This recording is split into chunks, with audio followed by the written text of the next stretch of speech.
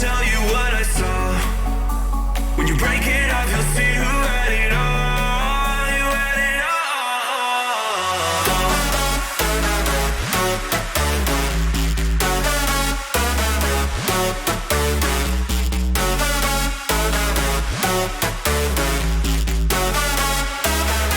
You said you wanted to fall into oblivion. Forget about the world we're living in. Fall into oblivion, oblivion, oblivion, oblivion. Oh, go in.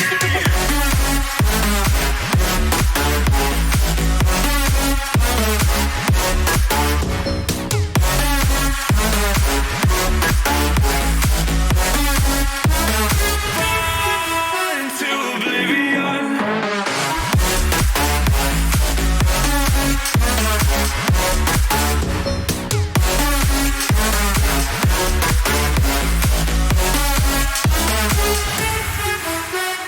Fall into oblivion. Forget about the world we're living in. Fall into oblivion, oblivion, oblivion, oblivion. I'm going in.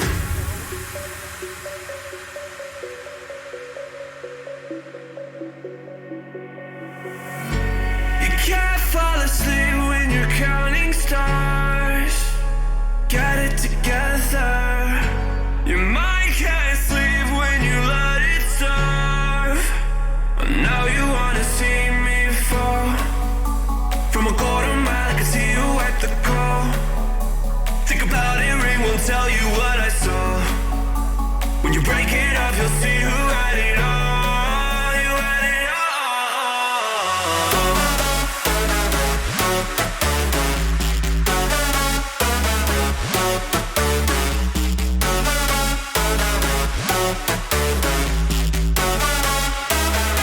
You said you wanted to fall into oblivion. Forget about the world we're living in. Fall into oblivion, oblivion, oblivion, oblivion. Oh, go in.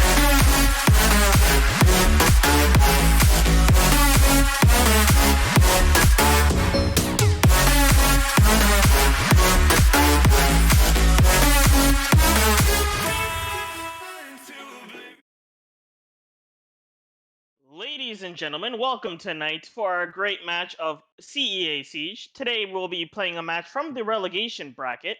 And of course, I am Keldev, joined here today by Crow. Hi, I'm here now. This And is my very first CEA cast, so yes, welcome, welcome. And thank of you. course, our two lovely teams.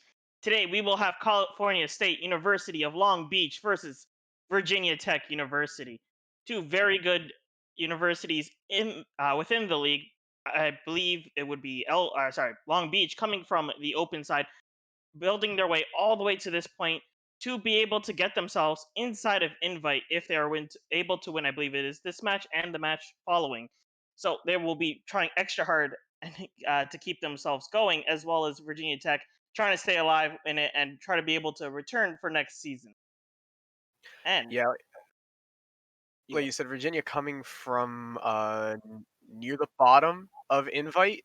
Uh, they're, I mean, they haven't been looking so hot in the season.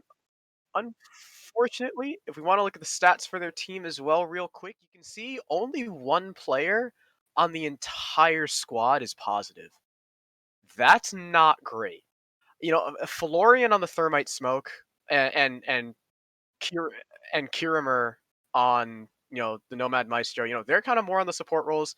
That's a little more forgivable. But you've also got your Mozzie main and your IQ main also negative. It's not a good look. Hopefully they'll be able to put up more of a fight against Long Beach, who are looking a lot better. You've got Exo Jeff. He's Thermite. He's also their support. He's also negative. But then you got three dudes positive, plus 37 for Strikeon as well on the IQ Jaeger. Kiga is Zofia Amazi. He's another entry. He's positive. So a little more consistent across the board for them. I might give Long Beach the edge going into this just by stats alone. Yeah, the stats on Long Beach definitely look a lot more favorable, but it's never over till it's over. Virginia Tech's really gonna have to pull out all the stops here in order to keep themselves alive for next season of Invite, and we'll be able to see if they're gonna be able to do so as we will be heading into Cafe with Virginia Tech on starting attack. So it's gonna be a little bit of a rough, steep hill to climb at the start, as Cafe just terribly defender sided for a lot of situations, and probably going to see a good lead coming in from Long Beach, and it's really going to come down to whether or not Virginia Tech's going to be able to keep that gap close on the attacking side. Yeah, if we want to talk about the maps we'll be going to as well. So first map, like you said, is going to be Cafe. That's Virginia Tech's pick. After that, we're going to head to Long Beach's pick of Border. Border and Cafe play out differently in a word, and the decider are going to be Villa. So we get kind of one of each of the styles of play. I like to say, border and coastline. Those are your monkey maps. Those are the people run around like headless chickens. It comes down to the frags and whose guns are hot. And they usually come out victorious. Cafe and consulate kind of fall more in the middle.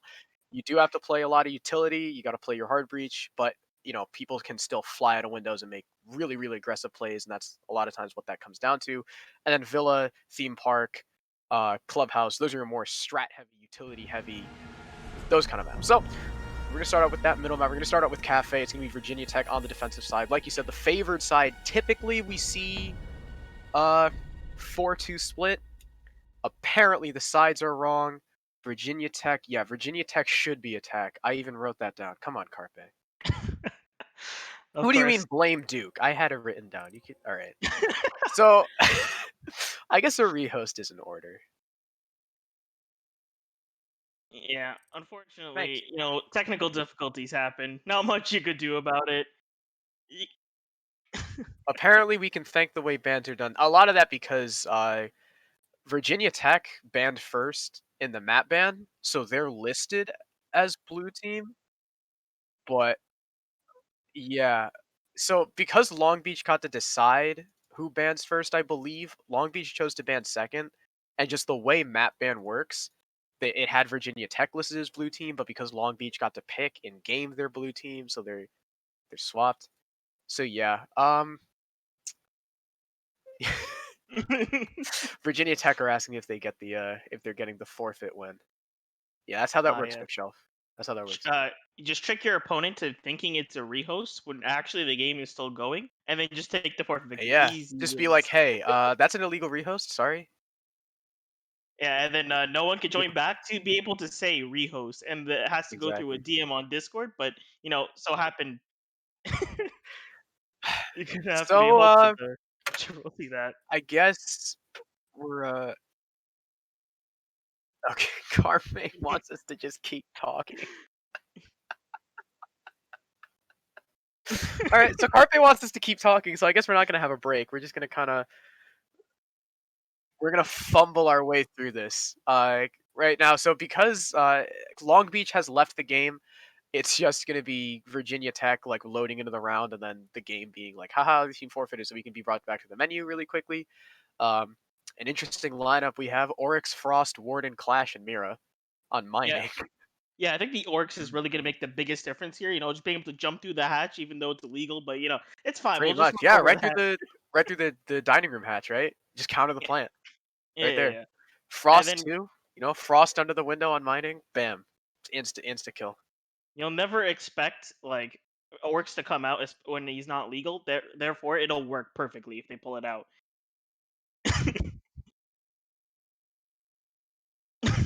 That's true too.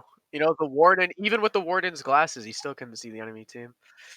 Ooh, bookshelf actually showing off that he rolled the exclusive warden headgear from his alpha Wow, pack from the new event. beautiful, What a flex! beautiful. Carpe loves it. I think Carpe might be a little too into warden right now. Never mind. Apparently he's just cold. I don't know how that relates to warden being hot, but all right. Yeah, you gotta cool him down. That's true. So yeah, it's gonna be orange team starting on the attack. Uh, so we sent the invite out to Absolute Trash. Absolute Trash should get in and invite the rest of his team soon. You gotta love these names sometimes. Yeah, we gotta love your hopes.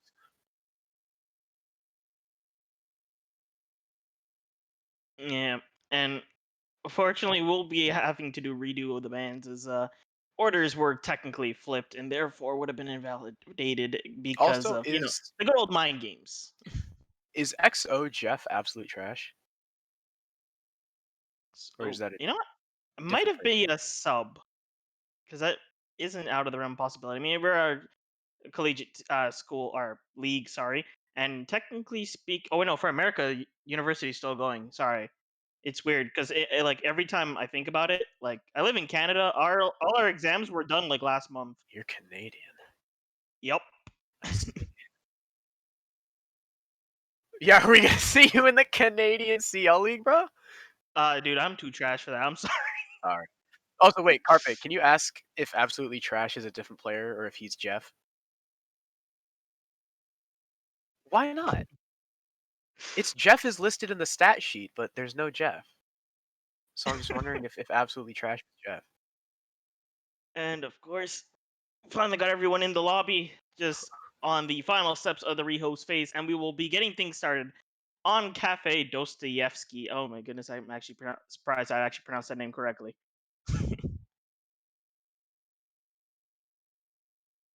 No, but like, is that a team name or is Absolutely Trash a completely different guy? It is a different guy. All right, sweet. I'm okay.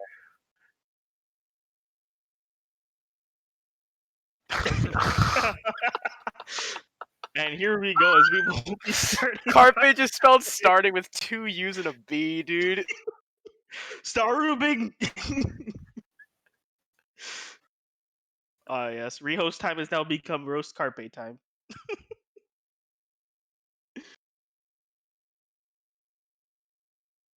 Yeah, wait. Oh wait. Where's the button to start the game?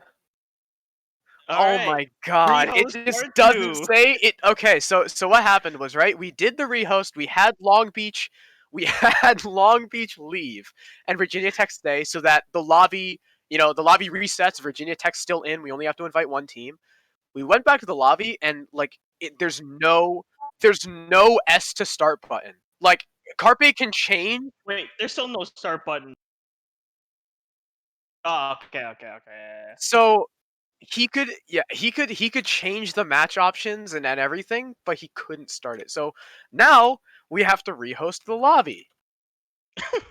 Yay. You know what? Welcome to CEA Tech Oh Support. hey, alright, we got the button now. There we go.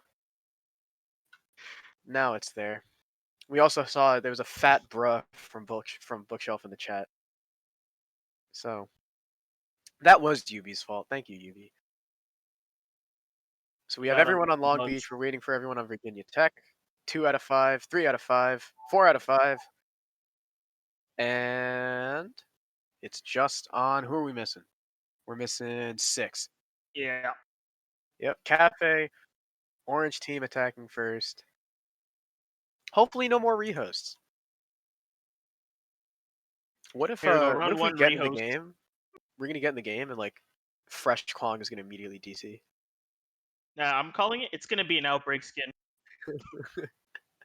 Nah. Yeah, but That's true. Yeah, if you have like Valk or Twitch Elite or whatever, you just leave the game. Twitch Elite, you just 6-pick off of that and just Oh, it means it's Bookshelf. blatantly Bookshelf obvious. just sent like 20, Omega, bro. 26 bros. Thank you. We're still waiting for yeah, we're still waiting for 6. Yeah, Who he's taking a tactical washroom break. the tactical never- P. You have to like really pace out your steps. Already have the door open for optimal speed through it. You know.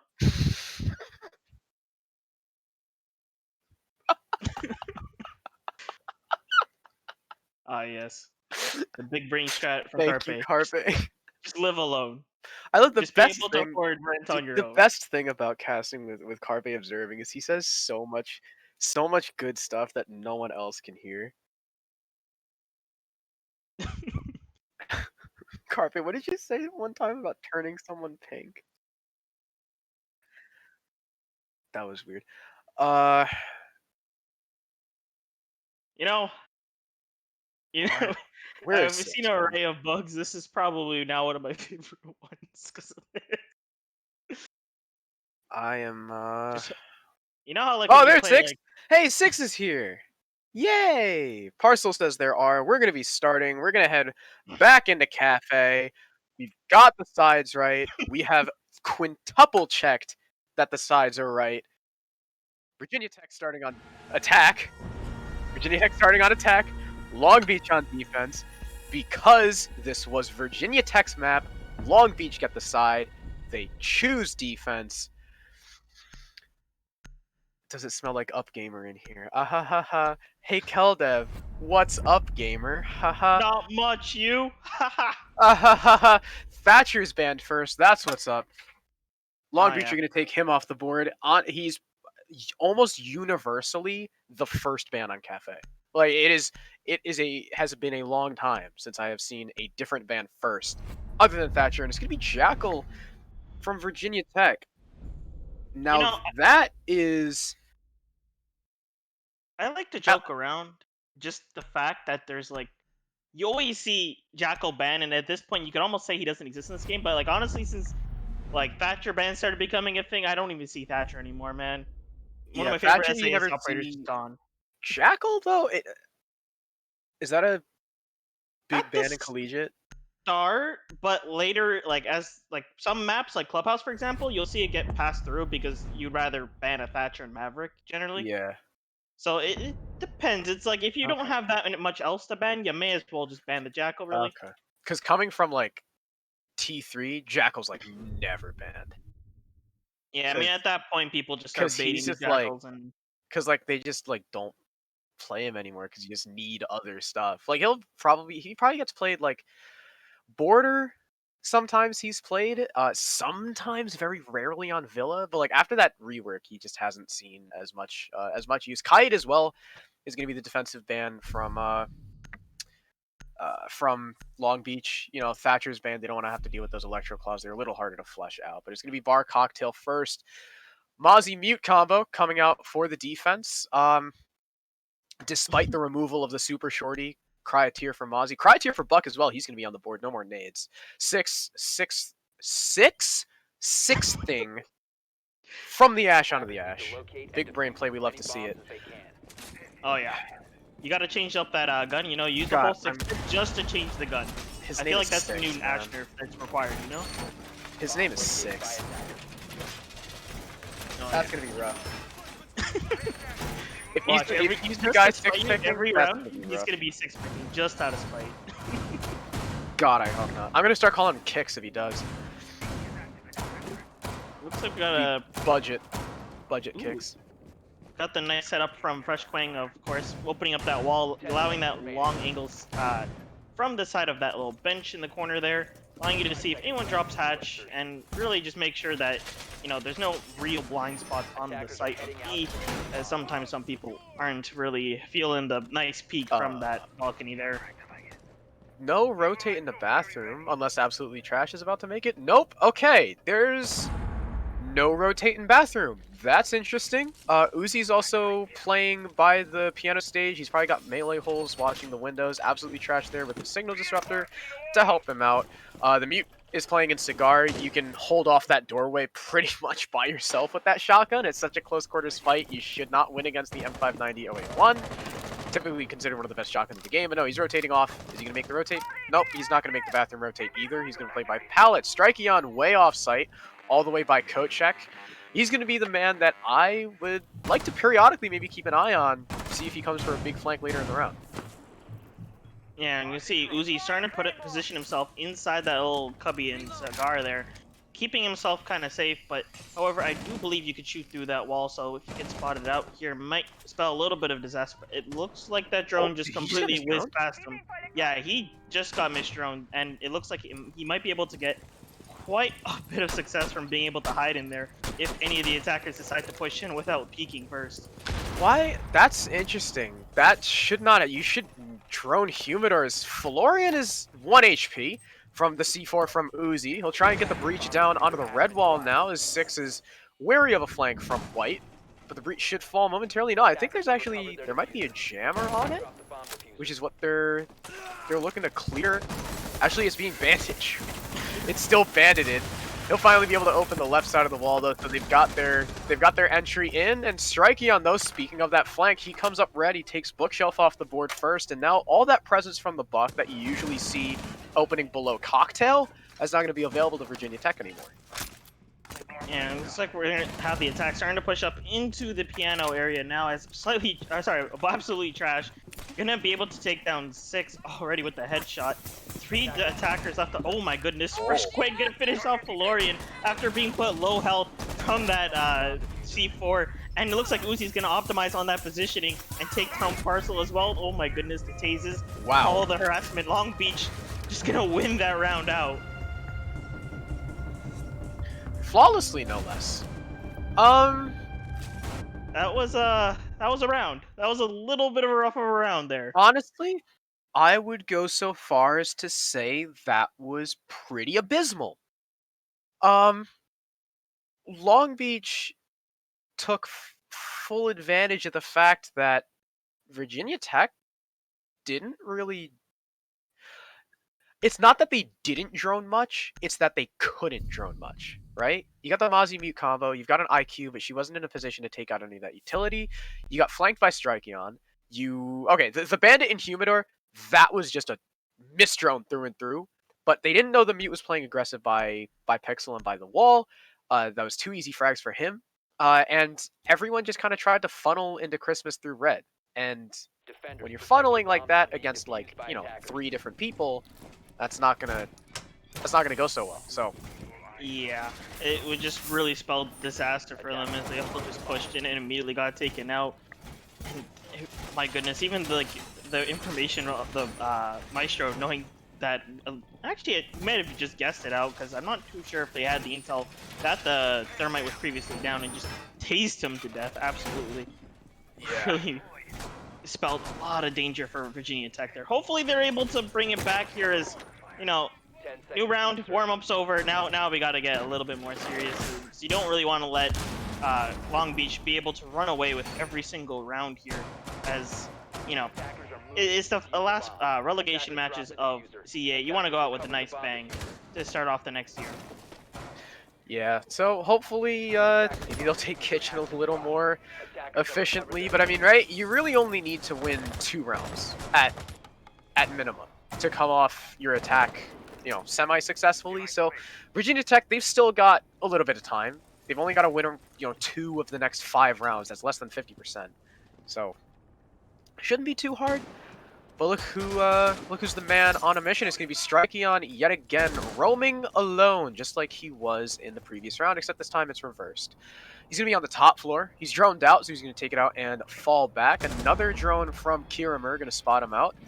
And that was an impact from below by Uzi, getting another angle, maybe up into the Cigar. Double door, Strikeon holding a little bit of an off angle as players funnel into Cigar. He could easily find a first pick if Florian isn't aware, but the Jaeger actually whiffs a little bit of shots, but he takes out 6 in the end. Refragged quickly, though, by the Thermite. It's a 1-for-1 trade, but you've lost Jaeger for, again, Buck. And on a kitchen attack, that's definitely going to hurt Virginia. Yeah, definitely, especially since they don't have any more soft reach left, except for possibly Bookshelf if he opts to use that gadget. And we still do have Parcel's breaching charges, which are usable, but a little bit dangerous as if you have very acute hearing, you could probably just start randomly shooting the floor or just whip up the C4 immediately and see what you could catch. So we'll see how that ends up turning out for them as we have 1:20 left on the clock. Looks like some knowledge is getting sent across. Shots just getting shot left and right. Down will go Kiga as Florian will take him out with the headshot, bringing it down to a 4v3. leaving Florian on low health, and might also add Parcel and Bookshelf, the only one with drones left alive, might make things a little bit disaster on the final push. Yeah, and bookshelves have already been deployed as well, so they're not in his pocket. Parcel really has the only immediate one he can use to his advantage. And there's less than a minute left. Uzi was able to get away from the roam for free as well, wasting even more time. And like you said, damage done to Florian. Parcel also at half HP. You've still got to go against the Alda and the K1A. That's a little bit unfortunate. You should probably be felled pretty quickly by both those weapons. The Maestro's going to get droned out, playing in Freezer as the Thermite charge will go, or attempt to go down. Parcel eats a lot of damage, but the Maestro relays the info, and Bandit's able to get the trick off. Absolutely incredible play from absolutely trash. And now they're going to have to funnel in through these doorways because they couldn't get the breach open. Absolutely trash now on the prone peak, but he actually loses to Kyramer. Fresh Kwang trades back one, make that another Uzi with one of his own, a 3K at the end for the Maestro. Yeah, that bandit trick really stopped a lot of the push coming in for Virginia Tech. Kind of funneled them into another doorway again, where you get to see Fresh Kwang just hold down that left click and just absolutely mow down all the attackers trying to enter the room. And like I said, the drone, lack of drone presence kind of made a little bit of a difference. They're not being able to understand that, the bandits already prepped and ready to start tricking, especially with the time being left alive. Not really positioned to be able to kind of bring one of those drones that I believe it was Parcel may have had lying around. Really ended up spelling a lot of disaster once that wall got tricked off. Just allowed Long Beach to run away with that round. And something I really have to question is, why do you not have anyone on the hatch? You've got a man advantage. You have a one-man advantage. You're going for the Freezer breach. You know there's a guy in Freezer who can... I mean, even if there wasn't a bandit trick, Maestro can impact trick that wall. Why do you not have a guy standing on the hatch contesting at least the direct breach? You saw someone rotated to the hatch after the fact that the Thermite got destroyed. So a lack of coverage there from Virginia Tech, and then them all pushing. The last three of them trying to challenge the bar double door against an Alda with 81 bullets, where all you got to do is hold left click and laser people down. Not the greatest play. That's 2-0 now for Long Beach. They're looking to take their third in a row, complete that perfect site rotation on reading dining. Yeah, and at this point, Virginia Tech gonna have to end up taking down the library and fireplace site. I always forget the name of that site for some reason. Yeah, I just call it reading dining. Yeah, and the castle gonna be used here to kind of cut off some of those ways for them to get in. Make them use a little bit of those Sophia charges to get open some of those ways if they want to push in from that side. Don't believe they have a sledge too much, so they won't be able to. They'll have to end up using a little bit of expensive resources in order to get through those ways. But it does actually look like they're bringing like 6 breaching charges along with Sophia and Buck, so it might not be the end of the world if they do have to use one of those resources. Yeah, I think it's definitely as well down to the fact that 6 died early on the Buck. So far, both rounds, the Buck has been the entry pick. So they're doubling up. They want that redundancy because if he dies, you still want to be able to open up the floor and make some use of it. As this top floor clear has already burned a minute. I'm not sure who's playing up there, but wow, through the angles, through the floor, it's going to be Uzi onto one. Parcel frags back, but this time you've lost Thermite instead of Buck for Mute. Again, a trade wholeheartedly in the advantage of Long Beach. Yeah, definitely a pick you want to get as a defender. Taking down the Thermite, especially this early off, is going to spell a lot of disaster for Virginia Tech. And it looks like, a little bit of a tricky play coming in from Kiga. Staying on the staircase, but he's actually going to get his head taken right off by 6. It looks like he possibly got droned out and just sniped through a very sharp angle there. Well played from the side of Virginia Tech there. It looks like the Buck is also going to be trying to flash into the room. Will he be able to catch the defender? Oh my goodness. Oh, what? After a messy gunfight, he catches the head of Fresh Kwang. Minute left on the clock. Let's see if they could be able to get this final push. I don't know how he won that fight against the Maestro, but I guess a whiff from Fresh Klong and a good aim adjustment there from 6 will follow the Maestro upstairs. That's the roam done and dusted. 2 players left on the defense to try and hold it out. It's Strikeon and Uzi. 45 seconds? It's doable if the attack spends too much time upstairs trying to bait for a pick. We see a lot of times attackers will get stalled out because they can't find the entry onto the site that they think they need, but they have the man count advantage. A pre-fire from Strikeon won't find anything and will actually be his death. As Kirimer finds him in pillars, it's all up to Uzi, who's down below. He has exactly 1 impact to play with, but if they plant in reading, there's nothing he's going to be able to do about it, which it looks like the push is coming from. 2 people hammering away on this castle barricade as he comes up for the flank. He finds 1, he finds 2, he finds the one on the balcony, but the frag comes from up top. Unfortunately, Uzi isn't able to connect on that 3rd head, and 6 will shut the retake down. A good attempt there from the castle, but not enough in the end. A 1v4, not usually in the realm of possibility. Yeah, very scary situation there for the side of Long Beach. But I just like the ability for him to be able to come up those brown stairs and get that flank onto both of them. Like probably the best time he could have possibly got there. Unfortunately, he just couldn't Yeah. find the head of the buck and I'm stopped him surprised it wasn't being able to make Traxed. that comeback. Yeah, actually that too, because like one of them was the gridlock meleeing the castle barricade. And, you know, generally speaking, you want to be able to throw those tracks on your flank, and especially the more immediate ones, so that you're able to hear and be able to punish off of anyone making some noise from it. But looks like he didn't get tracked off from the gridlock and actually went unpunished Attackers need to locate until they and shot him. defuse as many bombs as they Yeah, can. that. Yeah. I think if he skates back down brown instead of trying to take with the buck and comes up white, that would be a lot more advantageous instead of just trying to take the fight with the UMP, which a fight with the UMP, is, especially with low ammo count already, is not great. It's the worst gun in the game. You literally cannot convince anyone decent at the game of otherwise. So at least Virginia Tech take 1 round. They're halfway there to your typical split of a 4-2. But Long Beach are going to go back to Bar, and this is where they took that initial flawless round. Yeah, and at this point here, Virginia Tech gonna be in the lot more of the uphill battle. As, spawn peek from Strikeon here. It looks like actually he's just gonna threaten it and run over to another window inside kitchen and bakery here. I'm kind of curious to see if he's gonna be able to pull anything tricky off with it, especially because I've throughout the season seen people just rip down a barricade and just immediately run out onto the side. But it looks like they're gonna be rappelling up the front door area and actually just keep themselves a little bit cautious just because of that barricade being opened just a little bit. And Strikeon won't be getting action inside that bakery side alone as they start to open up the holes and be able to just start getting that nice intel coming in. Yeah, hopefully they're able to drone a little more efficiently, as last time they were completely halted by the Mute Mozzie combo. But no Mozzie. You got Vigil instead on Kiga, who unfortunately is still on the donut. Not what you want to see, along with actually Bookshelf. Two players in this game currently yet to find a frag. It looks like they're doing a lot better drone work. I think they spotted Uzi there in the Humidor. At least they should have. If they don't drone that out after getting crushed by it last round, I would really have to question that. But Strikeon, speaking of the deep roam, he'll find the run out front door, spots the IQ on Repel, and Parcel goes down first.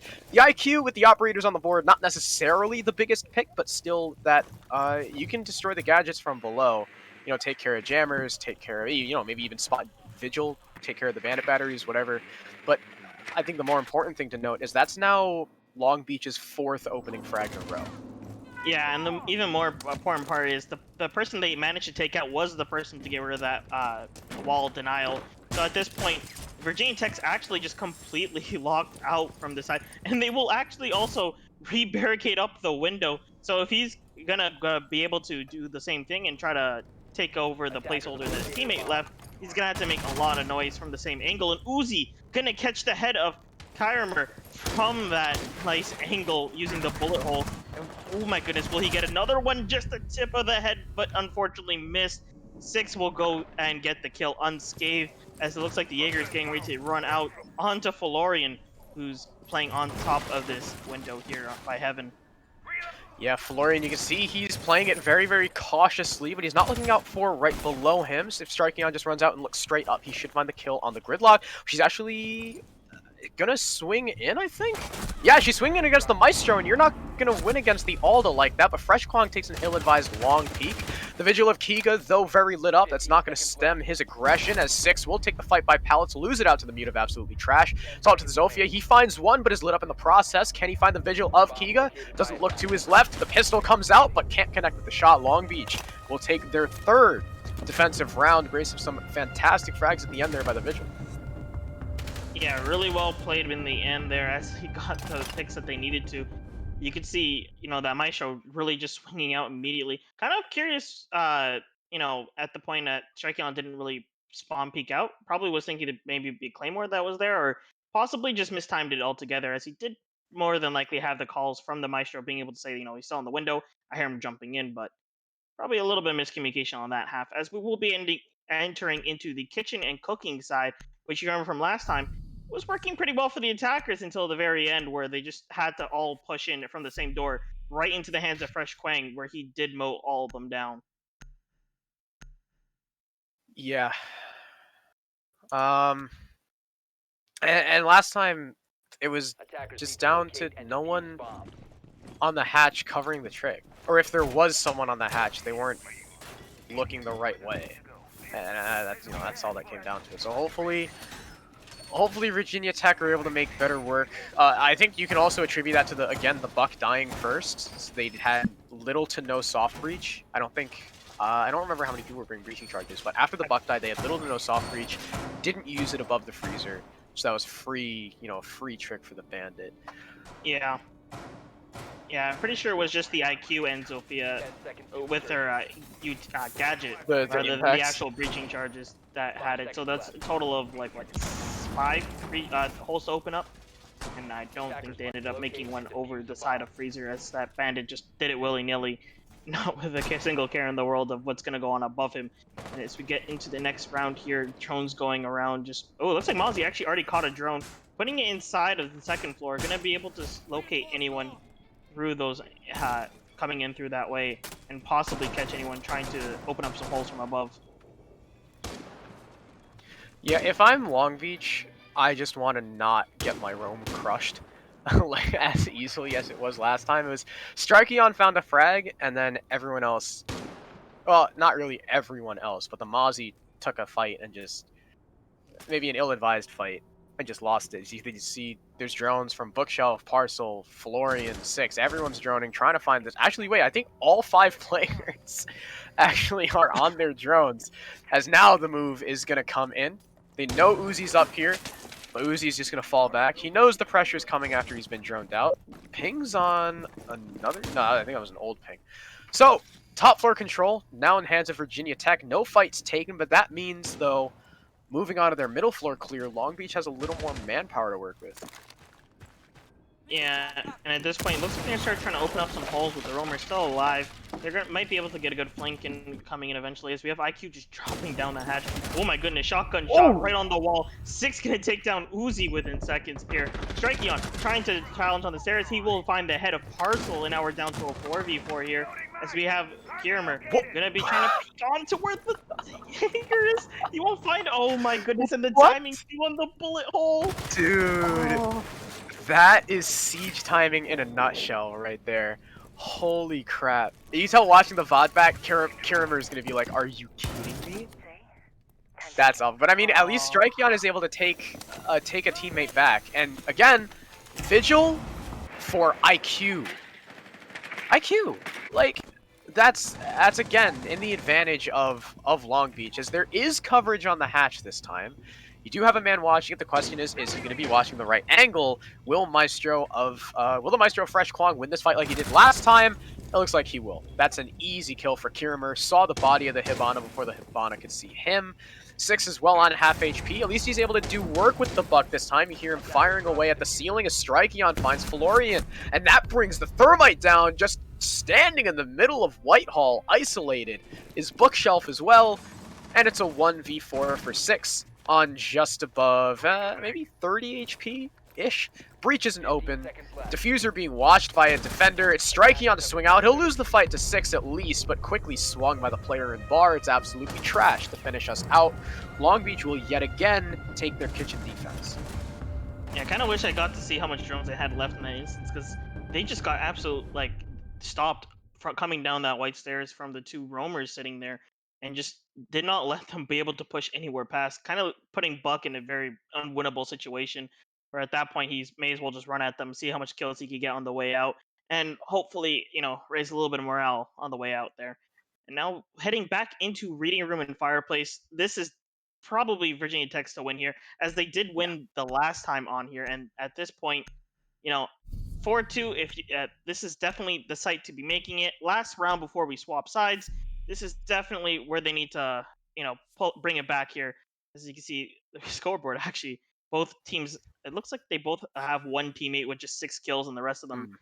It looks like VT is just a little bit lower behind on the average part, where you have Long Beach is averaging out at least 4 kills on every single teammate, whereas VT just 2 kills.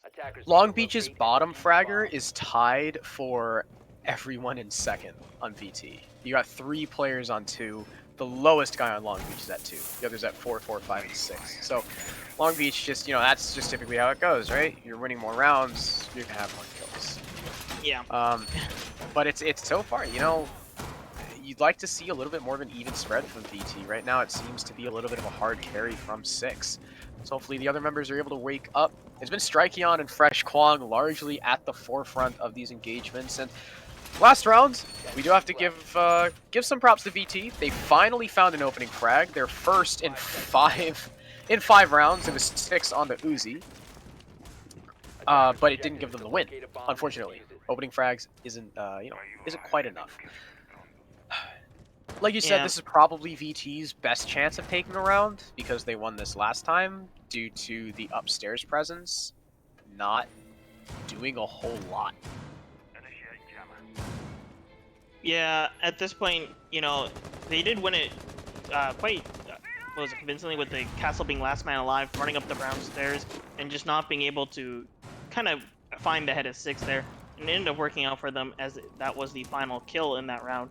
And now at this point, they're going to have to pull off the same thing. It looks like we're getting the same type of lineup of defense setup, on the top floor there. So they're going to be a little bit more kind of have it in their active memory of how they set up. Going to be able to hopefully find them out this time. But oh my goodness, the holes from below nearly catching one. And it looks like Kiga going to find the head of Parcel using that window angle.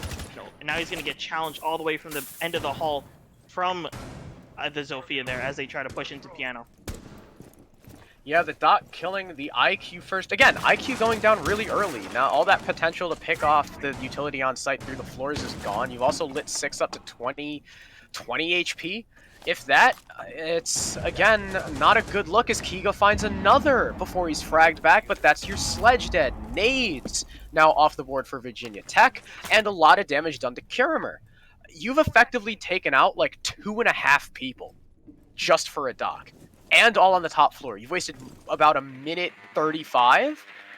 That is, and that's what Long Beach needed to win this site, was their upstairs presence to actually have teeth. And it was Kiga really by himself to show that they could.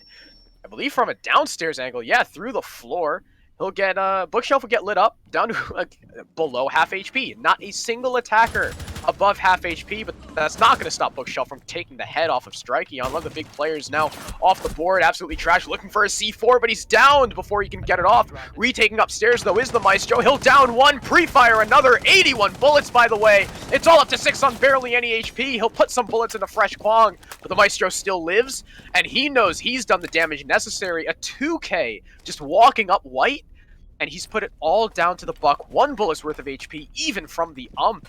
And only 30 seconds left. He's looking for a pick downstairs. The castle almost exposes his head, but it's not enough. 6 is just wasting time away. You've got to make a move soon, but he's looking for a free kill. I don't know if this is the play. He's only got 15 seconds left. He'll see the castle, but he has a skeleton key out. Taking the fight through the floor will put one bullet into him, but the defenders know they can play for time. They don't necessarily need to play aggressively. 5 seconds left. He's got to run through the doorway, but it's castled! That's so unfortunate. Swinging around is the Maestro, and he'll get his third of the round. Long Beach will take round 6 to an explosive flank from Fresh Kwong. And now that's a 5-1 lead for Long Beach. They're looking to close this one out nice and early with that good scoreline. Coming into attack now, where, you know, Virginia Tech, at this point, they really need to make every single round count. I do believe they could only really, at max, lose one round, and then lose one round, and then things will end up going to OT if they eventually be able to climb all the way back up. So things definitely looking a lot more scarier for the side of Virginia Tech, and they're really going to have to pull this one out here, especially at, you know, it's relegations. You really want to be able to just keep fighting, playing against the nice teams in invite side, and just keep that nice competitive environment going. Yeah, right, and it's single elim. So if Virginia Tech lose here, that's it.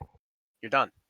I believe you're dropped down to, you're back to open if you lose this one game against Long Beach. So Virginia Tech, you're going to need to wake up. This is, again, too, this is Virginia Tech's map pick. This is their map pick. And the way that Long Beach are playing, too, Virginia Tech are trying to take things slow. They're trying to clear with all their drones. But Long Beach are just taking the fight to them. They are not letting Virginia Tech set up. They're keeping them on their toes. And Virginia Tech just... VT haven't been able to deal with Long Beach's aggression too well. You see, every time Long Beach goes for a big play like that, at least, you know, 5 times out of the 6 rounds so far, it's worked. It's been a nasty flank, a nasty roam, a multi-kill from somebody. Someone makes a huge aggressive play in the round to turn it into Long Beach's favor. And especially, again, this is VT's map pick. Next map is Border. Border is even more aggro than Cafe. And if Long Beach can pummel VT like this on Cafe, I'm going to be a little bit worried moving into Border. Yeah, and it looks like we'll be seeing a little bit of a different change up in strategies. We're going to be seeing the Echo and Pulse being played for the first time today, as well as Twitch being brought out for the side of Long Beach. So a little bit different styles of attack. We'll see how these two meshed against each other, as we have Parcel just playing right out there by Cigar Shop with the scanner out, seeing if he could get any of the C4s going to be coming out through the hatches possibly. And as the drone's going to be coming out, it doesn't look like he's going to get droned or punished, as I think he's standing somewhere kind of punishable from that rooftop. So it'll be interesting to see how things turn out, as, oh my goodness, he actually catches the head off Fresh Quang and goes for the peek on the side. You'd think that angle is easily counterable. That goes favor of the defense 9 times out of 10. So, unfortunately, Fresh Kwong gonna fall. He's 9-2. You know, he was feeling himself. He's top fragging. He's got a 4.5 KD. You know, stick him on the F2. Unfortunately, though, taking that little pixel peek against Parcel, gonna get his head ripped off. And now you've lost Twitch, but it's not the biggest deal in the world. Her drones, yes, though useful, you mainly bring her for the gun. So a 4v5, Parcel gathering info, strangely from upstairs. He doesn't want to contest that downstairs pressure, even though he could potentially play with the C4. But they're going to clear out Humidor, make sure no one's positioned there inside Cigar. There's people in Christmas, though. They got to worry about Parcel hugged next to the red wall. Again, feeding intel to his team, but there's not really anyone in position to support him, I don't think. He'll get droned out. And you see Kiga. He's hungry. He wants to try and take the fight. It's the R4C versus the Coming around the corner, though, it's 6 all the way from Pixel to find him. Parcel finds a pick on the window as well as the breach falls. The Thermite will lose as well. Parcel, a triple kill on the round with the UMP. Who'da thunk? Looking for his 4th, but he'll get downed by Strikeon. Not confirmed, though, so still potentially a flawless round in the books for VT to take 1 back. I mean, a flawless round would certainly be a great way to try and mount a comeback. That's a huge confidence booster. Strikeon, I think he knows with only 30 seconds left, and now, as Parcel's picked up 5 kills to find, there's really not much he can do. He's kind of waiting around, waiting for someone to play aggressively, making his way up white now, but he's got to deal with barbed wire. There's a player right in pallet, so they know exactly where he is, holding close, prone peek with a shotgun. This should be Strikeon's death. The C4 comes out, and that's going to be what cleans him up. Actually, no, it's the shotgun from Florian as he explodes the nitro cell. And VT, just like Long Beach's first round, they'll take it flawlessly. Yeah, Virginia Tech definitely showing some signs of life here, being able to bring that back flawlessly, and definitely going to give them the momentum boost that they're going to need at this point, especially with the scoreline here looking a little bit scary. But we'll be heading into looks like Reading Room and Fireplace second, opposed to Kitchen. So this might actually throw Long Beach a little bit for the loop, and probably not the worst idea for Virginia Tech to pull off right now. Just to they only really have one round to lose, and they're gonna want to like ideally take things flawlessly to avoid going into overtime. So may as well get the side out now and kind of use the element of surprise on their side to be able to hard stick it and be able to catch the side of the attack off guard. Yeah, right. Because reading, for kitchen, you don't necessarily need to clear top floor if they're not roaming there. A lot of times you can just clear it with drones. And kitchen, if they're playing, at least if they're playing it horizontally, you don't really have to worry about those top floors. So having to force the attackers to clear bar might be a little bit of a shakeup if Long Beach weren't expecting it. With the operators they have, though, they should be more than prepared, at least utility-wise. You've got Thermite to open red wall, you've got IQ to find the Yokai drones and utility to the floor, you've got Keeg on the entry, you've got Fresh Quang on the entry, you've got Uzi to hammer the site from above in Cocktail and Freezer and Bar. So Long Beach, operator-wise, obviously not caught off guard, and their drones, they've obviously confirmed that it's going to be a reading defense. Shouldn't be too much of an issue. Virginia Tech, though, not as much investment upstairs, it seems, at least not as much as Long Beach. I think Long Beach had 2 people, and it was Kiga who went big with a 3K that, I believe it was a 2K on the second go-around they defended this one. They actually won. Kiga now on the Ash. And it's going to be largely up to, I believe, Parcel and Florian, turns out, to hold down this top floor. Yeah, and you also have Six sitting on the staircase, getting ready to cover their escape, or possibly catch anyone who tries to push into Piano and down the White Hall, and kind of just stop any pushes coming from there. As we already have Uzi dropping down with the 3 drone squad, trying to spot anyone they can. It does look like the Legion from Parcel did get to spot 1, so there's going to be a little bit of information of where exactly they're playing here, as we're starting to get the attack underway on the top floor here, as we got pushes coming in from the side of Red Hatch. And it looks like now comes down our second teammate, as Uzi already got himself into Piano, peeking down this doorway here in Bathroom, trying to see if anyone tries to push and use this unexpected angle, as we do have Six sitting at the bottom of the staircase that he's currently aiming at. Oh my goodness, Twitch just vaulting over and catching the head of Parcel. Uzi gonna be also up there alongside Six now. Will they be able to get any picks on their way out, as Fresh Quang already low health from that engagement? Bookshelf just playing back on site and trying to relax comfortably, as Buck is going to be trying to make that relaxation a little bit more stressful. That was quite the kill. Quite the opening from Fresh Quang, just vaulting over the bar stand. Bookshelf, though, will frag back on the Kiga and fell the Ash. So, you've lost time. You've lost your main entry. You've lost a lot of HP off Fresh Quang. BT, again, looking in a pretty decent position. The Bandit's going to get flushed out of train by Uzi, though. He'll fall back into Dining and likely rejoin his teammates in, I assume, in Reading, as you don't typically anchor inside of Fireplace. Sorokian going to be the first man downstairs for his team on the IQ, looking to try and find an opening frag. It's actually Kirimer is holding inside Reading. Shots whiz past the IQ's head, as you saw the angle being held by the Echo earlier. He's on the long angle, playing with the ACOG and the MP5 SD. Looks like he's trying to rotate back into the other site, though. Fresh Quang snaking his way through 90 Hall. He's also got to worry about Six coming from downstairs. He could play for a very nasty flank should he be left unchecked. But wow, Fresh Quang, the stealthiness is going to play whole-handedly in his favor. He'll take out the Echo of all operators, but 1 for Florian. Actually make that 2 as he downed the other player. Six, the flank works out for him. He'll take out another one, and the Thermite just shift W's into the Jaeger. Strange. Yeah. Really unfortunate situation there for that Thermite there. Just at that point, last man standing, he knows that they're watching the prone holes in the hallway, trying to get himself inside of train and mining area as quick as he can, but just unfortunately just went a little too fast on the entry there. I'm actually kind of surprised that Fresh Quay actually managed to just snake himself down the hallway and still managed to get himself a pick on the way in. Fortunately, Smoke, yeah, just being able to catch the double kill off of spraying that angle and really just turn things around more toward the side of the defense there from VT.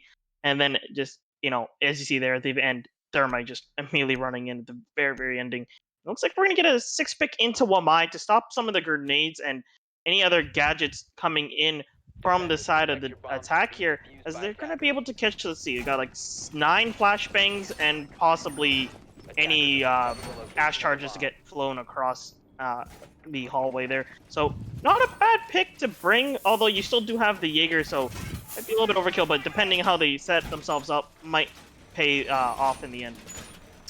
Yeah, this is also the first Wamai we've seen this entire game. If there's any site to bring him, it's usually bar or kitchen, so they'll bring him out on kitchen. Like you said, it's just for more absorption of that utility. I think Wamai gets, in total, he gets 5 discs, I think. He gets 5 discs. Jaeger has 6 charges. So they can potentially burn out literally every projectile on the attack. So Yeah. it'll be Yeah, at around the halfway mark, they'll be able to get all the flashbangs that come out into the round. Yeah. Assuming they actually do throw it in the correct places to get caught every single time. Hopefully for them, they don't meet that circumstance. As it looks like we're going to be seeing a top floor push coming in from the side of the attack, as we do have 6 playing up here. So it's going to be able to pressure him out a little bit, as you see already just retreating down the staircase, and now causing Long Beach to just have to drone out the entire top floor here and not really find anyone and waste quite a bit of time. No presence upstairs, though, is going to mean as soon as Long Beach finish droning this out, they know that they have the top 2 floors under their control virtually for free. So it's a bit of a time commitment, but you won't lose any bodies at least. So not too much of an issue from not too much of an issue for Long Beach. It's going to be a nice slow start to this round, as you can see. Now we're going to start droning the second floor, as Fresh Quang going to be dropping down and hopefully catching somebody here on the brown stairs, as we do have 6, and I believe that is Parcel on the other side, as Kiga going to be pushing down the white stair. Nope, never mind. Going to be going right back up and just focusing on that vertical play, as Buck going to be just absolutely destroying the ceiling here. Hopefully going to be able to find one of the players below, as IQ going to be able to stop any of the bandit tricking or any pre-placed utility left down, as I do believe he got probably 1 or 2 ADSs there already. Yeah, hopefully the IQ's been doing good work. That's striking on that. We saw him switch from the G8 to the Commando as well, interestingly enough. 6, though, he's positioned in VIP, getting pinched out by the Twitch and the Ash. 2 players he's got to worry about, but I don't know if he's aware of Fresh Kong's position. 6 could easily back himself into the line of sight of the Twitch, but he's got the dock to cover him as well, but Parcel's not quick enough on the draw. He'll get found by Fresh Kwang. Now 3 players converging on 6's position as he finally gets taken out. A 5 versus 3 now for Long Beach, and they're in excellent position to try and take down the site.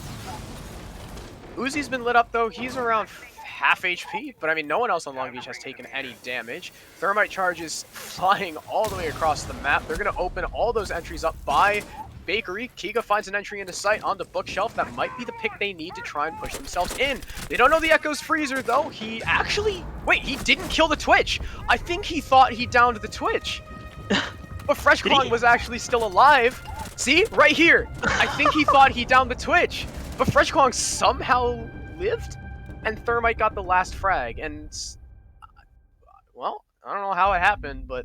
The big brain drop shot over. Just vault over, immediately go prone, they'll think you downed you 10 out of 10 times. Absolute big brain play. And now that's going to put Long Beach into match point here, and kind of make things a lot more scarier for Virginia Tech. Now at this point, they're going to have to flawlessly take 3 sites here. That's going to mean they're going to have to get that nice perfect rotation going in here, and it's going to make things a lot more difficult as... Well, they did win the first 2 sites of Reading Room and Top Floor, and then, lose Kitchen. So Kitchen's going to be a little bit more of a scary thing to look at. as they head into that map. And worst case scenario, Long Beach knows that they could end up stopping the the momentum from Virginia Tech at that point. Attackers need to locate and defuse. I think something else to mention too is, remember when we were talking about how Long Beach have typically been the team taking the initiative in these rounds and really setting the pace? That's what they were missing on their attacks up until that round, right? On their previous attacks, they just took way too much time. They let Virginia Tech set up. That was their mistake. That's what they were doing on the defense, and we finally saw in that round, they pushed onto their attack. They set up very, very, well, I didn't set up very, very, very quickly, but they didn't take any early engagements. They pinched out that Jaeger perfectly, especially after Doc fell. And from then, they shift W. They got the thermite charges down, shift W into sight, and killed 3 people without losing a single body. That was really, really well played from Long Beach. And like you said, perfect site rotation now for Virginia Tech. They took bar and reading, but 1 round is all Long Beach needs. And if you want to look at just how aggressively Long Beach has been, out of the 9 rounds that have been played so far, only 2 opening picks have gone the way of Long Beach. 7 out of the 9 have been, only 2 have been in favor of Virginia Tech. 7 out of 9 have been in favor of Long Beach, and it's mainly been Strike and Fresh Quan. Unfortunately, Parcel, he's been the man in the opening engagements typically for Virginia Tech, but he's on the losing side. He's only 1 and 4. Maybe don't have him aggro early in the round. Maybe that's just the roles he's been playing. However, this was the round he got the 3K on the pulse with, so hopefully Parcel can make his presence known yet again. Yeah, and at this point, Parcel gonna be playing the exact same position, trying to, like you said before, trying to make that presence known. Uzi gonna be actually bucking beneath him, kind of putting a little bit of stress on him, and making him feel a little bit more in the hot seat, as you also have Strikey on, using the IQ scanner to try to figure out wherever he is anytime he tries to pull it out. Wall's gonna get opened up, and at this point, he's gonna feel a little bit more boxed in, because if he tries to escape that room, he might just get completely shot out from the side of the staircase. Flashbangs go out. He will not get flashed over it, as you have Uzi taking him out from behind. My goodness. In that nice, really good pinch coming in from the side of Long Beach. Yep, from the window, he was just too distracted by the wall as Kiga finds another on Felorian, and Parcel now 1 and 5 as Kiga was actually in Freezer, crouch walking as Ash. Who'd have thunk? Kirimer will frag him back, but still 2 picks for the Ash before she's taken out. That's full well a decent trade as absolutely trash and Fresh Kwong. Fresh Kwong as well, just walking into sight. He'll get 1 before being traded back, but it's all up to Bookshelf, and he won't be able to find anything. As Strikeon now with the 3rd weapon on IQ, switching between all of them that entire match. That was a dominant round to end it out. As soon as Long Beach found their stride on the attack, not a lot VT could do, and that's the first map going in their favor, 7-3.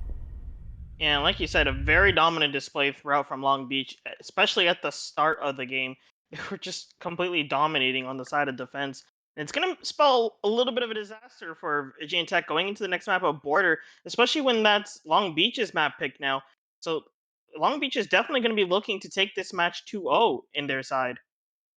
Yeah, especially not just Long Beach's map, but it's so much more of an aggressive map, which is how Long Beach were playing Cafe, and how much VT were just stumped by that aggression. So VT are asking for a short break, probably maybe like 3 minutes or so. So don't go anywhere. We will be back for map 2. We'll be back with Border in just a little bit.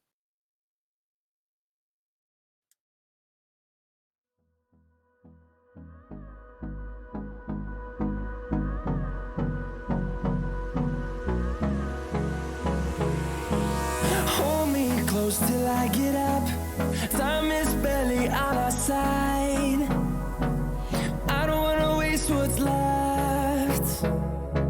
The storms we chase are leading us, and love is all we'll ever trust.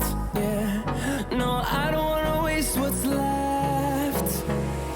And on we'll go through the wastelands, through the highways, till my shadow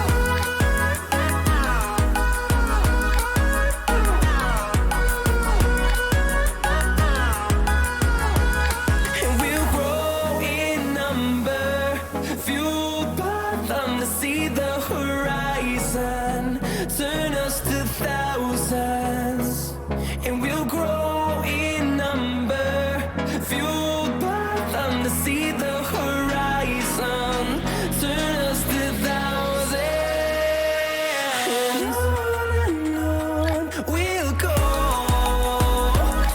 through the wastelands, through the highways, till my shadow turns to sun rays, and on we'll go, through the wastelands, through the highways, and on we'll go.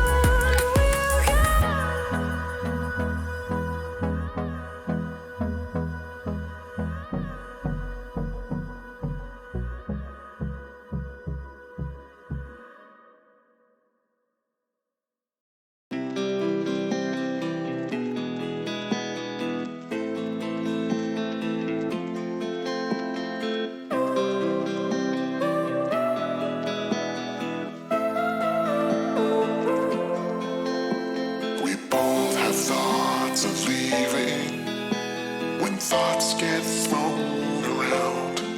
But we keep going on believing and on till we're all cried out. 'Cause we don't feel like throwing it all away.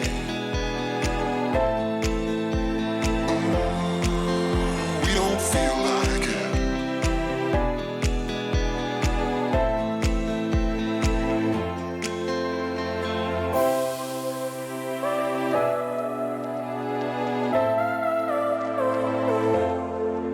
But this time it's not about escaping.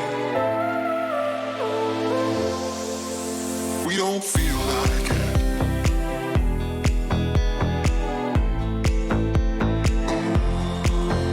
We don't feel like it.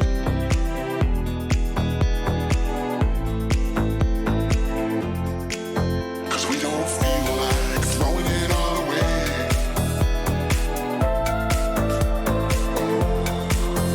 We don't feel like it.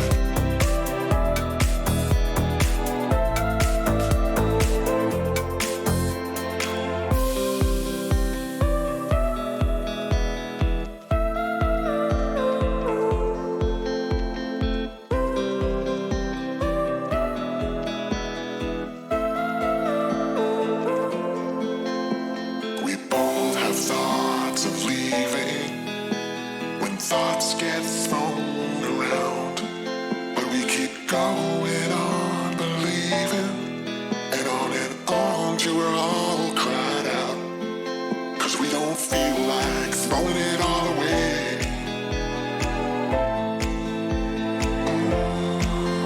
We don't feel like it.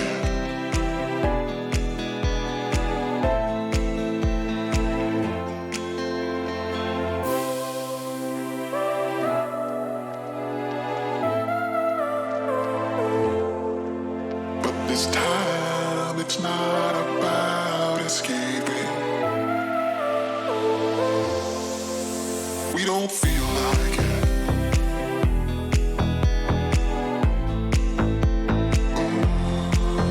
We don't feel like it.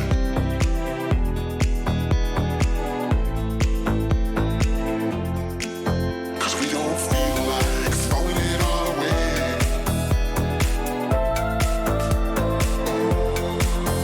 We don't feel like it.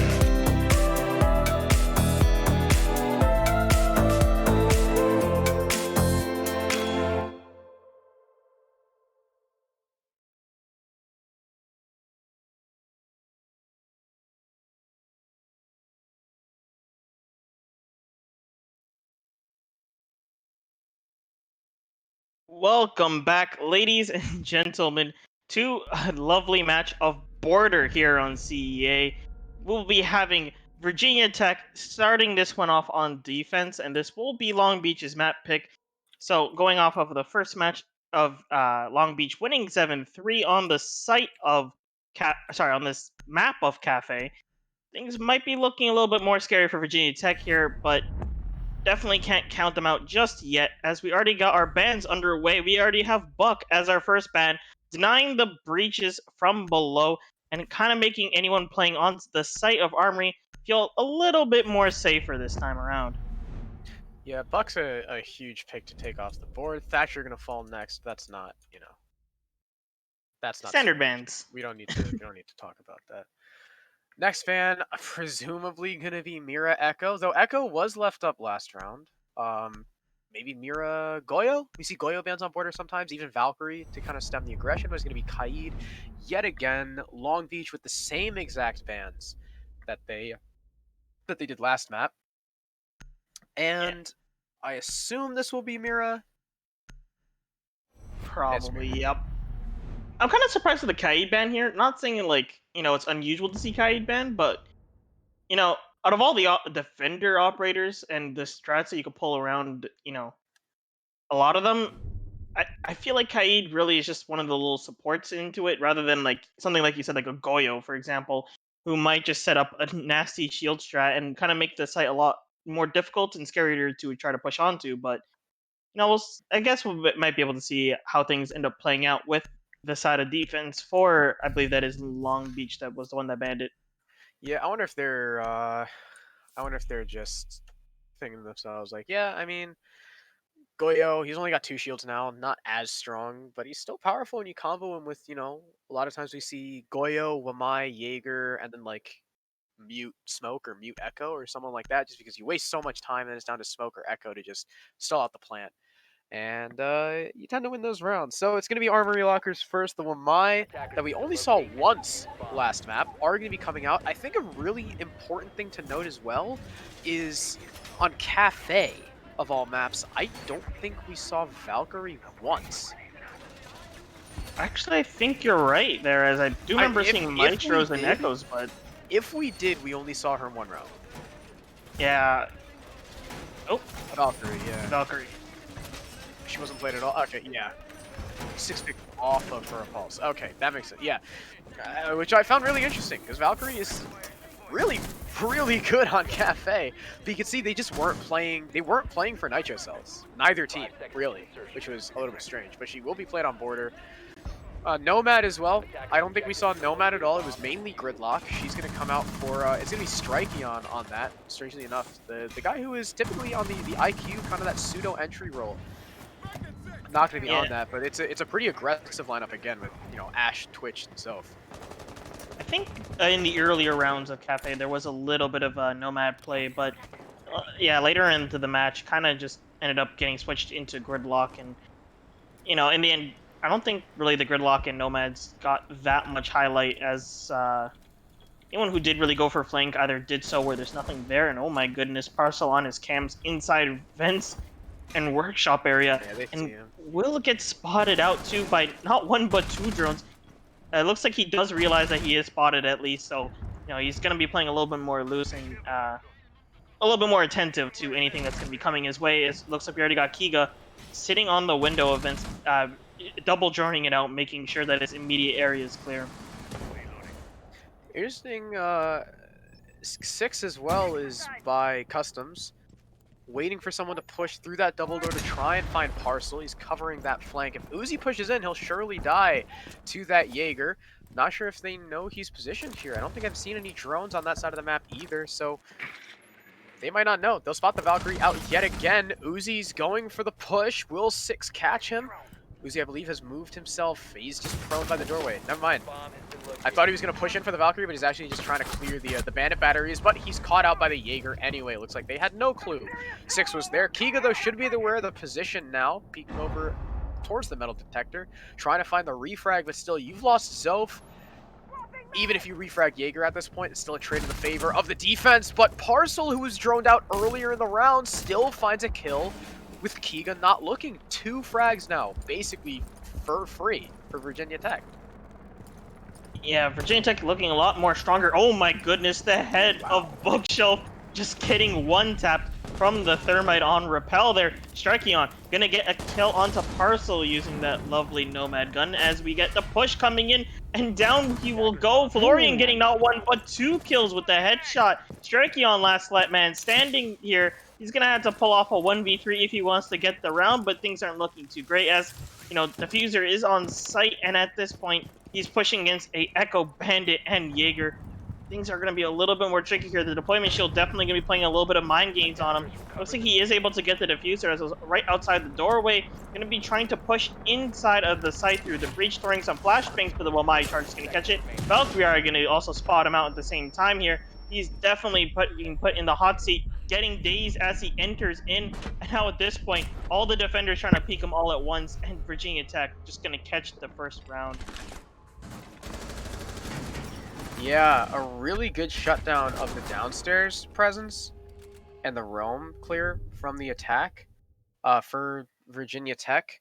And the bandit holding that wall off all by himself. He won the heads-up gunfight against the Twitch, and just to top it all off, the headshot through the wall into box. I'm pretty sure it was the Black Eye may have even been calling out that position. So if so, good communication between teammates. And Armory will go the way of the defense. That's typically what you expect, though. So it's not too much of an issue, at least not yet, for Long Beach. Certainly not taking the match as dominantly as they did last map. At least not the first round. They took the first round flawless on their attacks. That won't happen this time. At least not yet. Defenders, protect your bombs from Yeah. by attackers. And now it looks like we'll be heading into like vents and workshop area.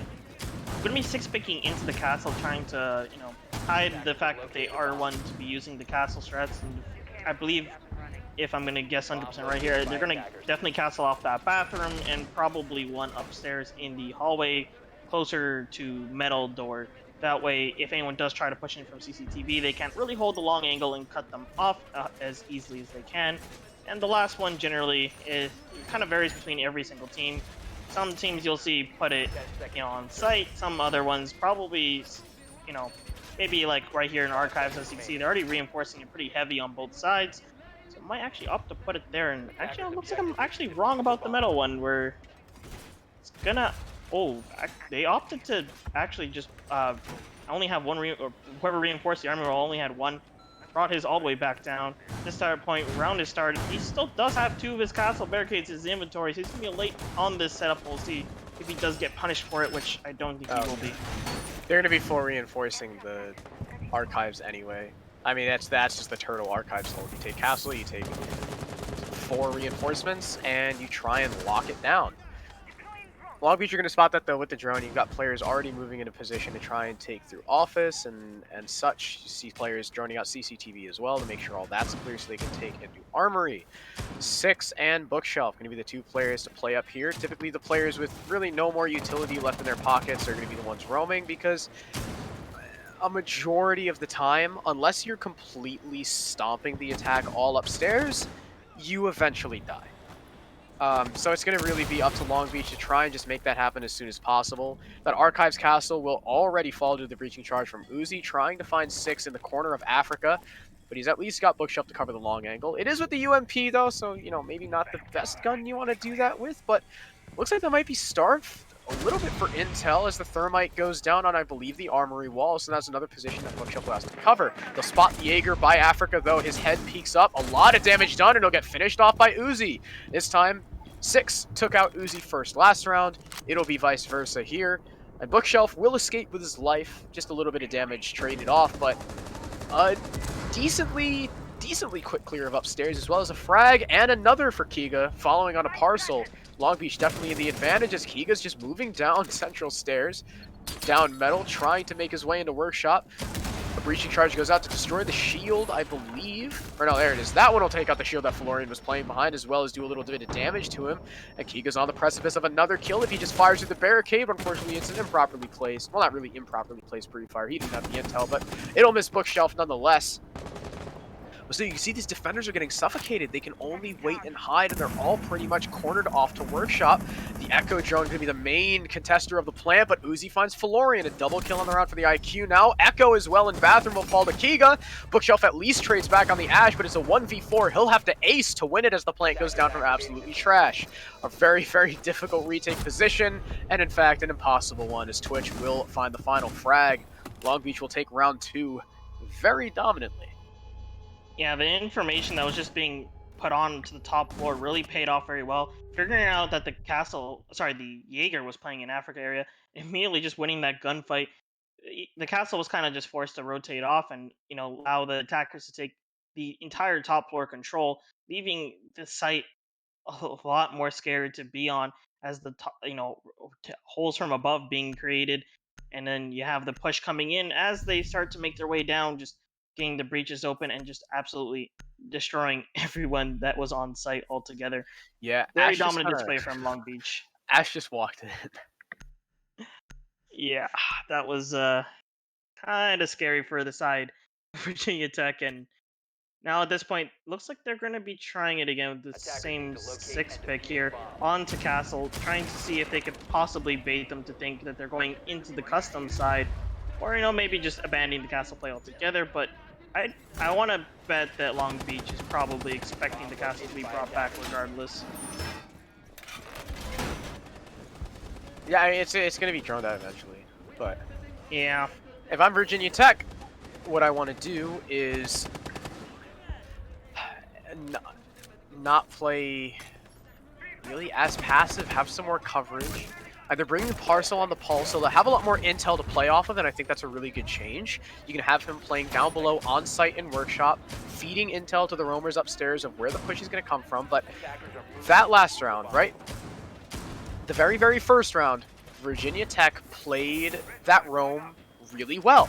They played the Valkyrie and the Jaeger downstairs just aggressive enough to take out those picks, and their anchors just, they won out the rest of the round. That time, their roamers played a little bit too passively, and they got suffocated. They got suffocated by the attackers of Long Beach, and then their site players, just holding static angles, got taken out by the Ash pushing in, as well as Uzi. And if I'm Virginia Tech, I want to knock off Long Beach's groove. You don't want to let Long Beach be able to play their game and keep pushing as aggressively as they are, because right now, at least with the rounds that they've won throughout both maps, it's really been down to them having really good pinches and winning their ones when it counts. and at this point, it looks like we're going to be getting a little bit of the drone work coming in the top floor here as 6 going to get spotted here, making the adjustment of playing, inside of archives this time, not really giving this area for free as last time. I said before, they just, opened up a way, got suffocated slowly, little bit by little bit.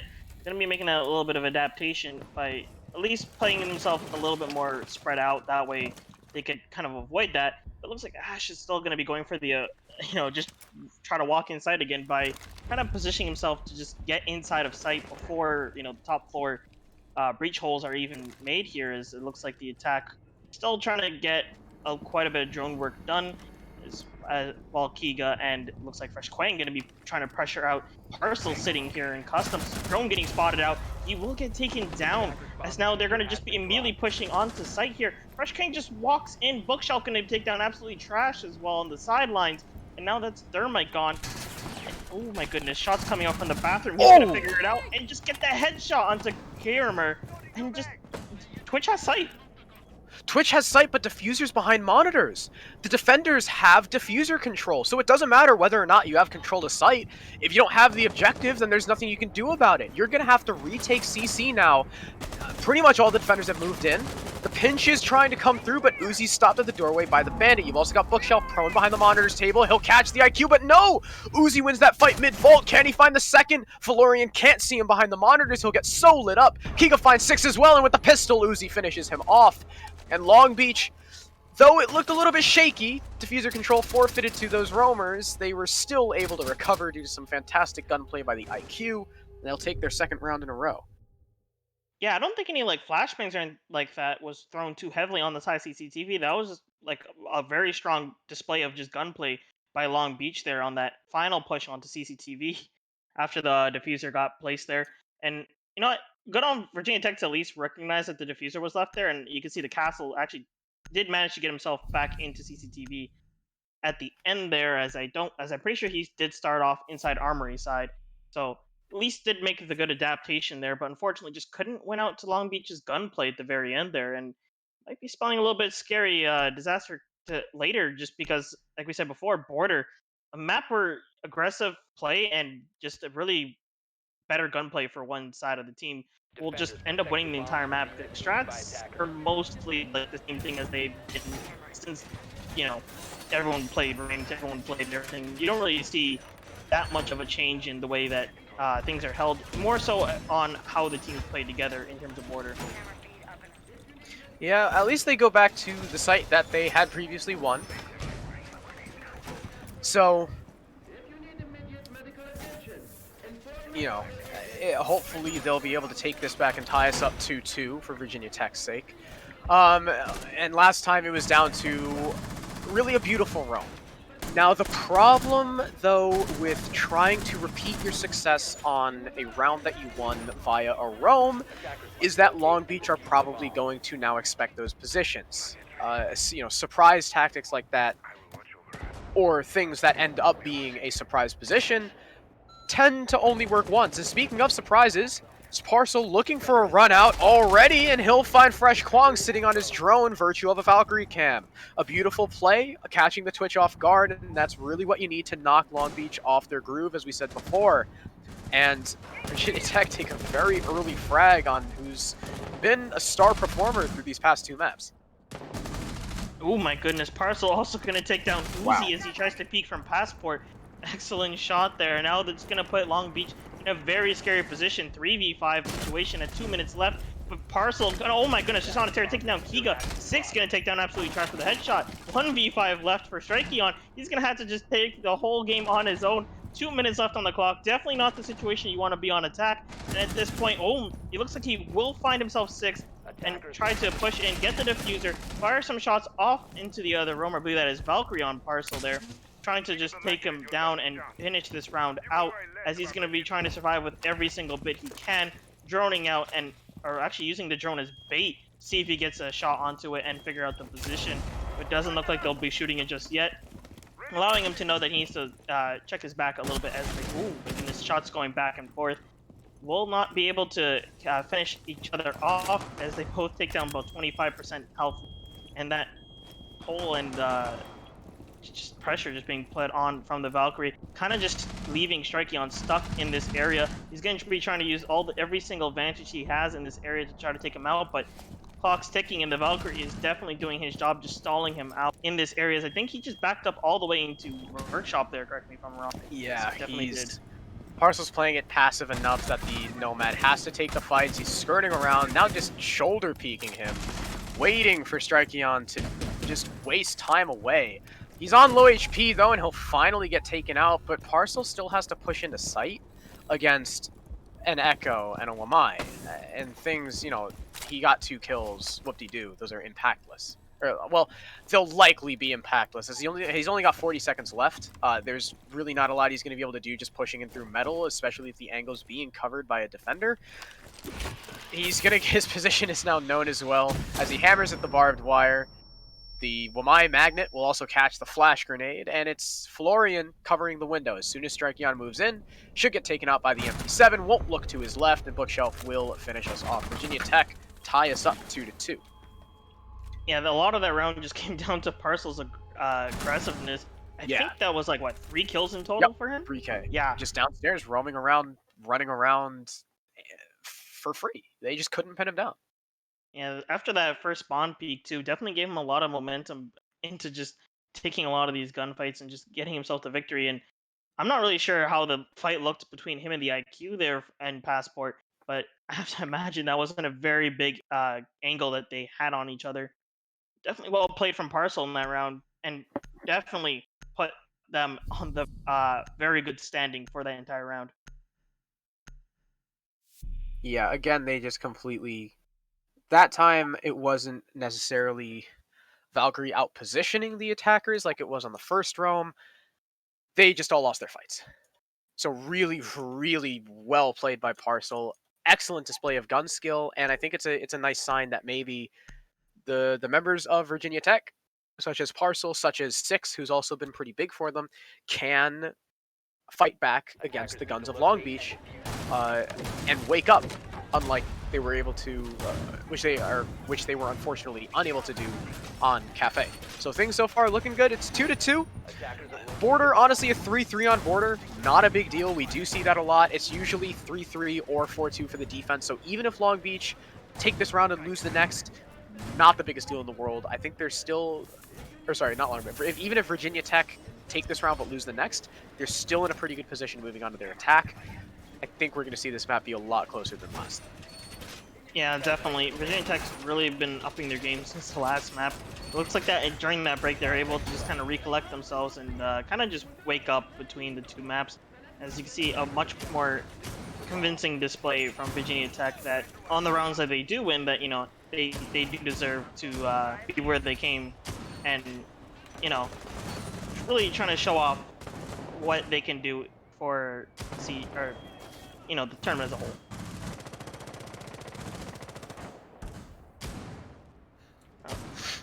Round starting off, got a nice drone play coming in. Not really anything too loud. Looks like Parcel actually just putting himself upstairs this time with 3 people on the Armory Archive side. So Parcel is going to be playing a lot more aggressively in this positioning that he's playing in, and he's going to have to try to see if he can get a pick off before he gets picked out too early, like Uzi just pulled off on him. Looks like he just shot him straight up from the window, possibly while he's maybe trying to open it up. Unfortunately, I wasn't able to tell in that timing. I wonder if Parcel maybe just got a little bit too over-aggressive coming off of the last round. You know, high on confidence as Strikeon finds another onto Felorian. Another upstairs player will fall. That's the guy in Archives.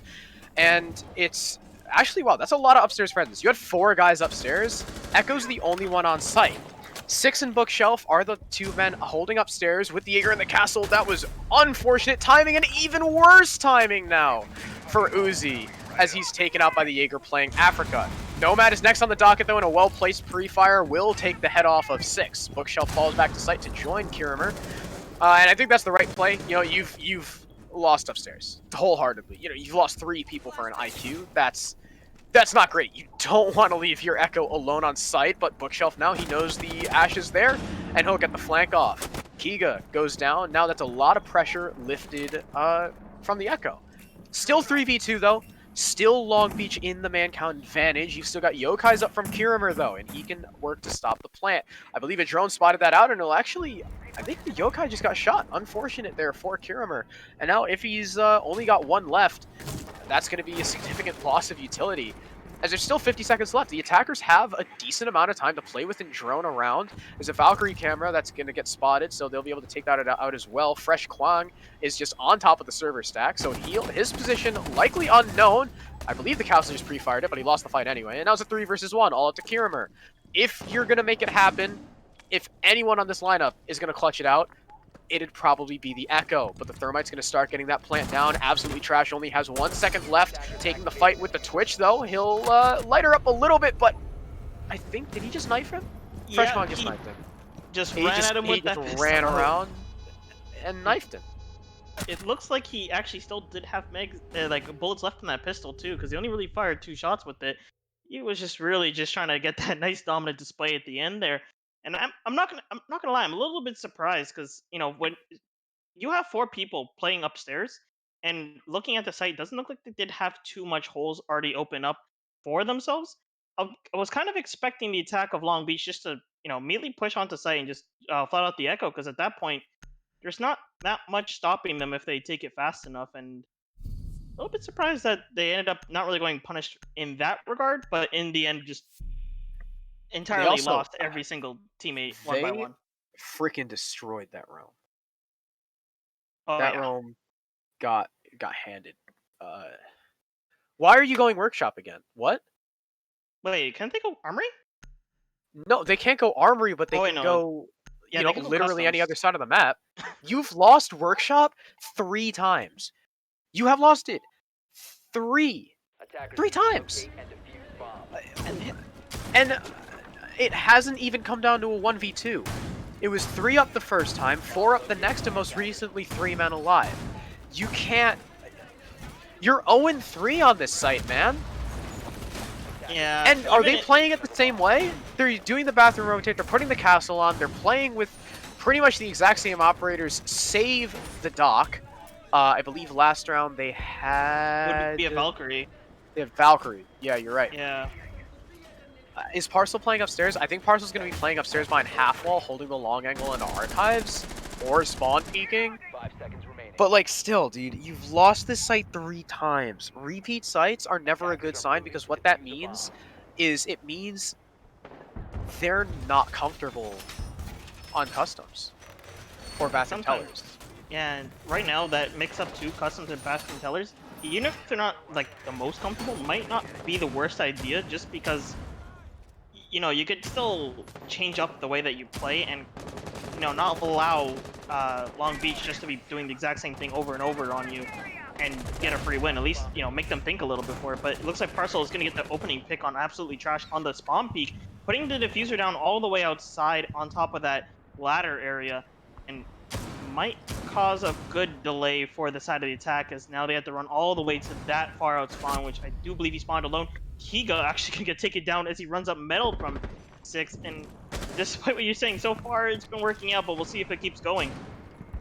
Yeah, so they've got a similar setup on site, but they've got less people upstairs, and despite having less people upstairs, they're playing it more aggressively. Yes, Virginia Tech, this is what you need to do. You have displayed that you can take the fight to Long Beach and win, at least on this map. You guys have woken up. You need to knock them back. You need to not let Long Beach do whatever the hell they want to do like they've been. And that's how you do it. You spawn peek your thermite. Now you can't get that breach open. That's going to be super hard to get rid of. And you've taken down the entry of Kiga. So far, really well played by Virginia Tech. That's what you need. They're in fantastic position to shut this round down. There's going to be a cam on the Twitch as well, a bulletproof cam on the pillar by Halfwall, so they know that she's pushing towards that side. And you see Long Beach, they can't get the entry in, and they're stalling out. Parcel, though, he's going to get very lit up, but he's Doc, so he can just heal himself. Fresh Kwong will drop. The question is, does he know there's a player in the small office? It's 6 on that, but Parcel will actually lose the fight to Fresh Kwong, but he's got no idea 6 is there. 6, peek him. You'll have his back.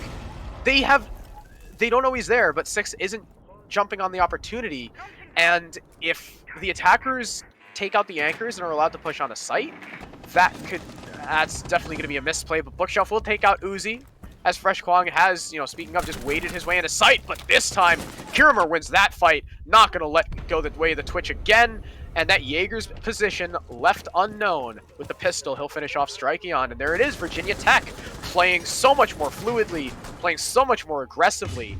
Long Beach seemed to be caught off guard when Virginia Tech takes the fight to them. Yeah, and definitely an adjustment they should have been making, going off of the previous map where things just ended up going a lot better when they played a little more aggressively. Like, you had Parcel playing right in piano with the Pulse before, and he just got so many kills with the UMP, just being in a very scary position for them until he got flushed out. But, coming into this map, it looks like the same thing ends up working on Long Beach, where the second they just peek out more aggressively in the spawn peak, they just get a lot more picks going for them and a lot more frags going for them as well. Gonna be ticking on a 3-3 on that half. Gonna have the side swap onto attack. So at this point, they're gonna be forced to be playing aggressive, and hopefully that will allow them to keep things going. But of course, we still have Long Beach on defense, which last time they took so dominantly with the 5-1 lead. We'll see if they're gonna be able to pull the same thing off on the side of Border. And Armory Lockers, definitely a good round to start off, or a good site to start off with, as without Buck, I feel like it's making it a lot harder to just pressure all the anchors on this site. Yeah, and I really hope we see the same Long Beach that we saw in the last round. They need to keep that ball rolling, they need that momentum, they need to keep playing aggro. Take the fight to Long Beach, and Long Beach, if you don't let Long Beach play their game, they seem to fumble a little bit, right? Long Beach have so far relied on their entry and setting the pace of the rounds themselves and using that to smother Virginia Tech. As soon as Virginia Tech put a wrench into their plans, Long Beach have no clue what to do. Yeah, and at this point with the round starting off, we'll see how that ends up playing in, right? As we already have the drones coming out. And I think a good thing to mention that really speaks to that is not a single round so far has been won by a clutch. Actually, yeah, they're like every single time it comes down to one person left. They don't really get too overzealous, like thinking, "Oh, I'm gonna get this kill real quick," and nothing like that. And it really did come to pay off quite a bit in the end. As a lot of good rounds going across, and a lot of commanding. Like any single time one of the teams win a round, it's always like a commanding lead. Like you always either have Long Beach just dominating the entire chart and then winning through the end, or Virginia Tech. I think very little times it did really come down to a 50-50, and oh my goodness, his body just left on the couch there to sleep as the C4 will be catching Bookshelf, bringing the Capitao off of the board, and gonna make them have a little bit more tricky of a time trying to flush out anyone hiding behind angles with those fire darts there. And Yeah, at the this point- Capitao's a big pick. Not to mention, too, smokes now. Pinpoint smokes are not going to be on the table anymore, as it looks like. Is that someone in detention? I do believe so, yes. Is that a guy in detention? Yeah, it's the Ash. So the Jaeger was droned out, but unfortunately Six isn't going to take the initiative. Or if she did, she wasn't able to find the kill against the Jaeger. Just right now fighting with Strikeon. Wasting a lot of time, though, as everyone else is still stuck upstairs. Parcel and Uzi will headshot trade. Wow, as Strikeon almost finds the angle on the Ash, but will eventually win it out anyway. Absolute trash, though. He's playing with the shotgun. He finds the thermite. You're not going to win that. Can he find the second on the Nomad as well? Hitting the deck, lights her up, and with the second pump, will take her out. Long Beach win round 7, and again, the dominance on the defense, the aggression from Long Beach will take it over Virginia Tech, and they'll retake their lead. I'm honestly amazed that he actually went for like the full prone peek there, the very end there. Like, that is a very scary peek to be making, because when you're moving very slowly as you're proning, making a lot of noise, but you know, at least you're having a shotgun, and it's so unexpected that moments like that you will catch the Nomad off guard being played by Kiermer, and it worked out handsomely for them. Looks like we'll be going to Event Workshop this time, as we have our first time, hopefully not 6-picked. We have a Goyo and an Ella, and as soon as I say that, the Goyo gets 6-picked off. Lovely. But still, Ella, Alibi. still very new to this well, game tonight, and I'm actually kind of curious to see Ella how it and will be Alibi. played. Ella Oh, and yeah, Alibi are both new, as well as Ying. We finally see Ying. This is a nice array of diversity here. Like, Ying has been super strong over the past couple days, even with the nerf on her Candela that happened recently. I mean, honestly speaking, I still feel like she's just as strong. It's just like, what, 1 Candela difference? You can still burn out almost as much as you could before, so definitely a very scary operator to be bringing here. And with a map like this, and with the way this game has been playing, Ying could actually make such a big difference, because like, this has really been coming down to, yo, who's more aggressive? And Ying, definitely the character to be being aggressive with. You're going to be able to just Candela in and just immediately rush and just gun down anyone trying to play on those sites. And I feel like it could really make quite a big difference here tonight. Yeah, and that speaks to Long Beach just being like, hey, if we're just gonna keep taking fights, we might as well do it with good weapons. Scorpion is super good at close range fights. The MX4 Storm is a pea shooter, but it's a laser. So, Bookshelf's got Ying though. Remember, Ying makes your screen white, and it's not fun. Permanently. It's not fun. If he's able to, pull a Hungry on border, we'll see Virginia Tech maybe take a couple rounds back in their favor. Uzi's got a shield, though, he's going to be playing with, rather than a barricade on the door. That's a very aggressive shield, and he's just playing for it, trying to hold off CC all by himself. We'll take out the drone that spotted him out as well, and you don't have your Zofia near there, you don't have your Ash near there. At least for the moment, you can't take out that shield, but you do, again, you have Ying. Ying can just chuck her Candela in, like she's going to do. That'll take the Alibi out of position, but no, there's an ADS covering it. They didn't drone that out. And Uzi will burn off a Candela. That's actually, I mean, you've wasted almost... I imagine she's going to waste at least a minute and a half up here, and you've burned several Candelas, a smoke too. The Alibi's actually going to play it aggro, but... Oh wait, actually he takes out the Ying. I thought the Ying killed him. But no, he takes out the Ying, traded back by the Thermite. I mean, honestly, Alibi for Ying. Ying still had Candela and a smoke. That's pretty decent, as well as a minute and a half. Yeah, I just want to point out there at the end too, Alibi still did have 2 of her decoys left alive. Didn't really get to make much use out of that utility. Kind of felt like she was just trying to use the gun at this No one plays Alibi for utility. I mean, like, you get droned out super hard on that angle. You could probably at least, like, try to throw a decoy at the last second, see if you can bait out the ping and get some positions. Maybe a pre-fire going, but, I mean, it's a long shot, but you as well kind of use it. And, oh my goodness, Doc just getting dismantled as he tries to walk into vents crouching as he leaves his head wide open for Kirimer to just take out entirely. Now at this point, 40 seconds left on the clock. They're gonna have to try to make something happen here, as it's a 4v3 situation, and we do have Kiga still playing on the East Terrace, trying to see if he can catch any rotates here, meaning there's only really like 2 people max on site here.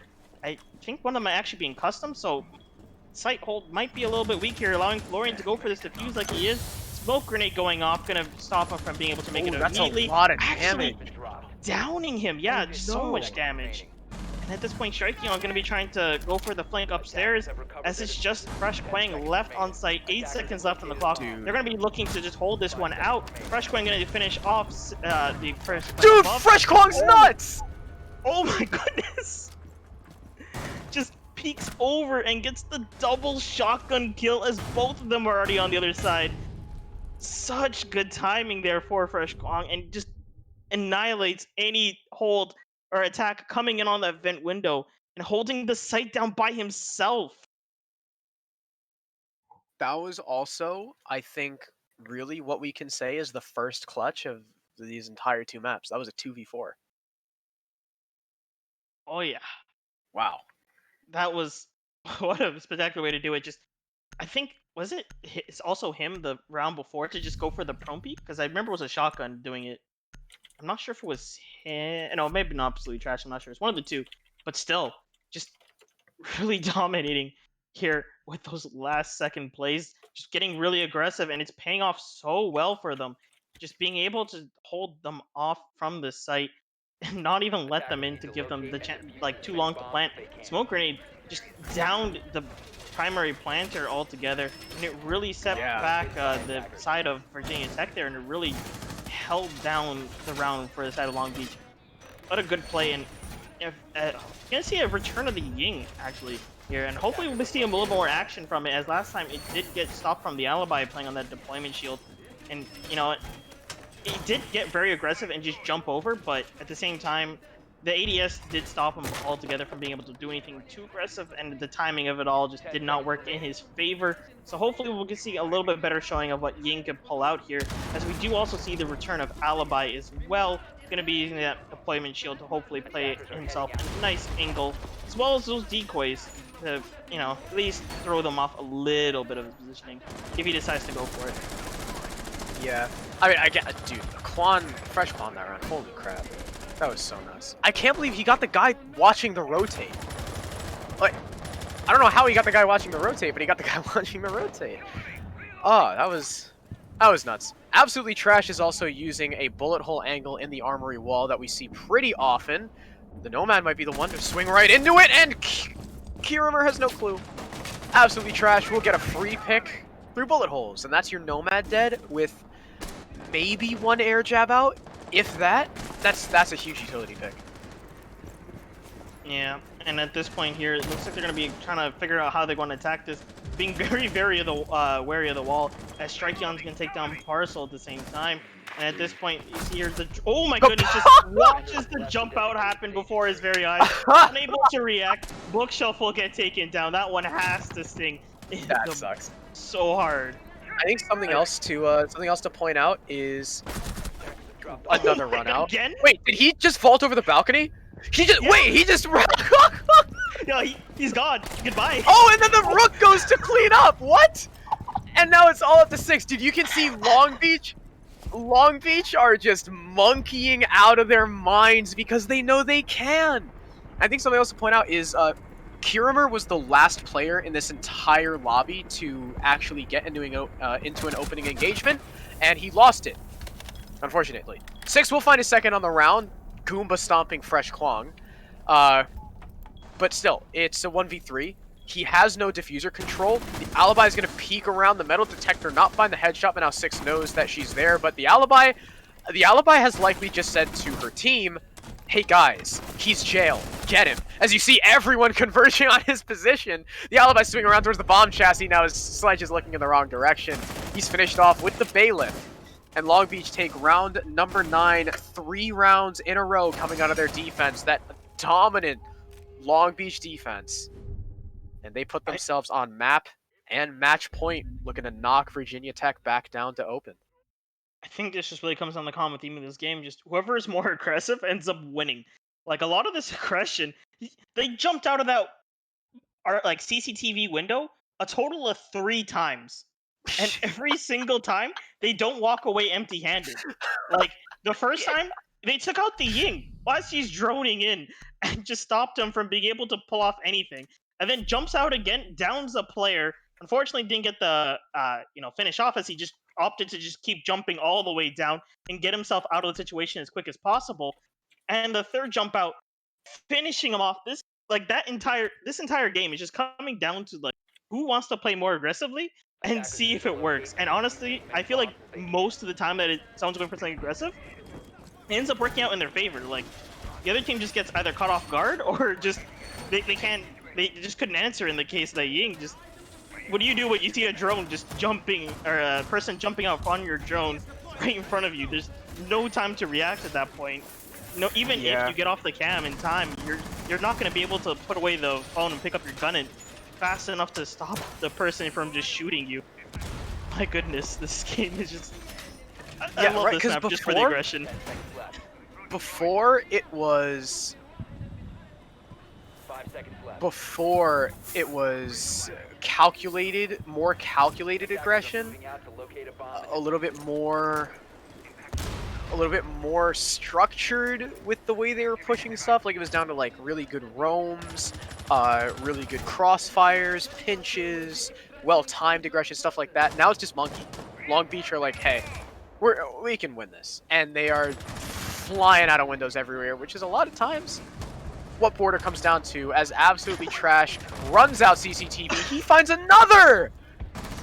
A two-piece, finding the Hibana and the Capital. But honestly, with the way this game's been played, or with the way these last couple rounds have been played, I don't think the utility's too much of an effect. It's absolutely trash. He's looking for another, but it's Strikeon to find the frag as the Bandit was chasing it. And it's a 2v5. It's all up to Florian and Parcel to try and save their team and keep them in the Invite League. It could all be down to this round. Absolutely trash actually gets TK'd by Fresh Kwong with the Evil Eye so that Florian couldn't get the kill. But Nomad gets dropped by Kiga on a flank. It's all up to Parcel. A man on a mission. It's literally all on his shoulders. He is the last man standing, keeping Virginia Tech in the open series, or in the invite series, and just like that, Kiga, with a second run out, will eliminate Virginia Tech from relegations and drop them down to the open league, taking both maps in 2-0 fashion, 7-3, 7-3. My good, like you can even see with this CORSAIR, he was just ready for it coming, knowing that they're gonna make that run out. I'm pretty sure he probably also heard the barricade getting opened up, and just absolutely could not stop the aggression. And in the end, like we said before, the aggression just really just made which team win. You know, you have Long Beach just playing super aggressive on that map, and what like out of all the maps to be doing that too, Border is definitely your pick to be going just jumping out, going for spawn peaks. That bullet hole that the Rook had, catching off the Nomad, stuff like that, just really ended up winning them the game altogether, and so dominantly every single round by both teams too. Any single time they did pull it out. My goodness, congratulations to Long Beach, keeping themselves in relegations for one more match, and I believe the winner of that match gets into Invite League. Yes, it will be, I believe so. It will be Long Beach versus York University A team. So. Yeah. I don't know when that match is happening. It'll happen eventually. Probably sometime next week. Unsure if it'll be streamed or not, but we'll see how things go. As it'll really just be down to the relegation matches, so it's probable that we might be able to get it up on stream, whether it's a VOD recording or actual live. And I just want to take a quick second to shout out our sponsors here tonight, as we have CORSAIR blessing us with lovely keyboards, mices, and whatnot in the prize pool list here. You say mices? Sorry, yeah, mouse. Sorry. They, you know, really great products all around. The winners of the league, which was for Invite, ended up winning keyboards, which was University of Akron Gold. With and just all across the board. Thank you so much for adding to the prize pool. Really livened up the competition within Invite. Also, Rogue Energy, don't forget, use code CEA if you're going to make a purchase. Get that nice 10% off, and as well as adding to the prize pool for either this year or next year. I'm not sure which one it gets added to. But last but not least, if you want to check out our nice merch, we got What's New, bringing in our nice joggers, of course. And of course, be sure to check it out. Got some nice mouse pads, nice joggers, and everything to check out. And of course, for tonight, we will be getting a double interview of Fresh Quang and Uzi coming in here. How y'all doing? Hi. Fine, how are you? I am doing wonderful, and I have to ask, that last match, my goodness, what was your mindset when you started going for the aggressive plays? They're just jumping out of that window and playing with the rook spawn peak with the bullet holes. We just built off the momentum, and we knew that at a certain point they were scrambling, so we just took advantage of that, and yeah, we just felt it. Yeah, For that sure. was. I even have just written down on my notes. The only thing I have for those 2 rounds is Monkey. And that's what you guys did. It's Monkey and Monkey Part 2. But if we can go all the way back to the beginning real quick, if we can go to Cafe. First of all, very well played to Fresh Kwang. You went 14-5. Absolutely nuts. If we can talk about your first reading attack. That was the only thing that prevented you guys from taking the half at a flawless 6-0. Oh yeah. Down to them clearing out your roam pretty well. What went wrong between your roamers in that round? It was I think it's mostly because we just didn't take over train. gunfights lost. It was gunfights, and we didn't take over. I believe it was. I'm not sure what round precisely, but I think it's because we didn't take over train, and there's a lack of droning of an awareness, and we ended up just funneling all into dining, and we just all got shot down. 3 of us all at once. They had holes Yeah. at our feet we couldn't see. As well as your kitchen defense, the first kitchen defense. Who was playing? I don't remember who was playing the bandit, but Trash. was it Trash? How Yeah. did you guys know there was no one on the hatch to make that call? I'm thinking. I think I picked off the Habana or whoever peeked the hatch first, and then he just left and did his own thing. Yeah, because we noticed like you killed the guy, and then there was just no one covering the hatch, and then someone came back to the hatch after the bandit got the trick down. Oh man. Wow. Yeah. Actually, wait, no, the Hibana you killed. Oh wait, I impact was- tricked the thermite too. Yeah, I killed Habana, and then I impact Yeah. tricked the thermite charge too. And then we just said fuck it. Yeah, and then they all had to funnel through the bar double door, and you just like Uh-huh. sprayed them. You just sprayed them down and got I think like 2 of them with Trash being the other one. Another one I wanted to talk about.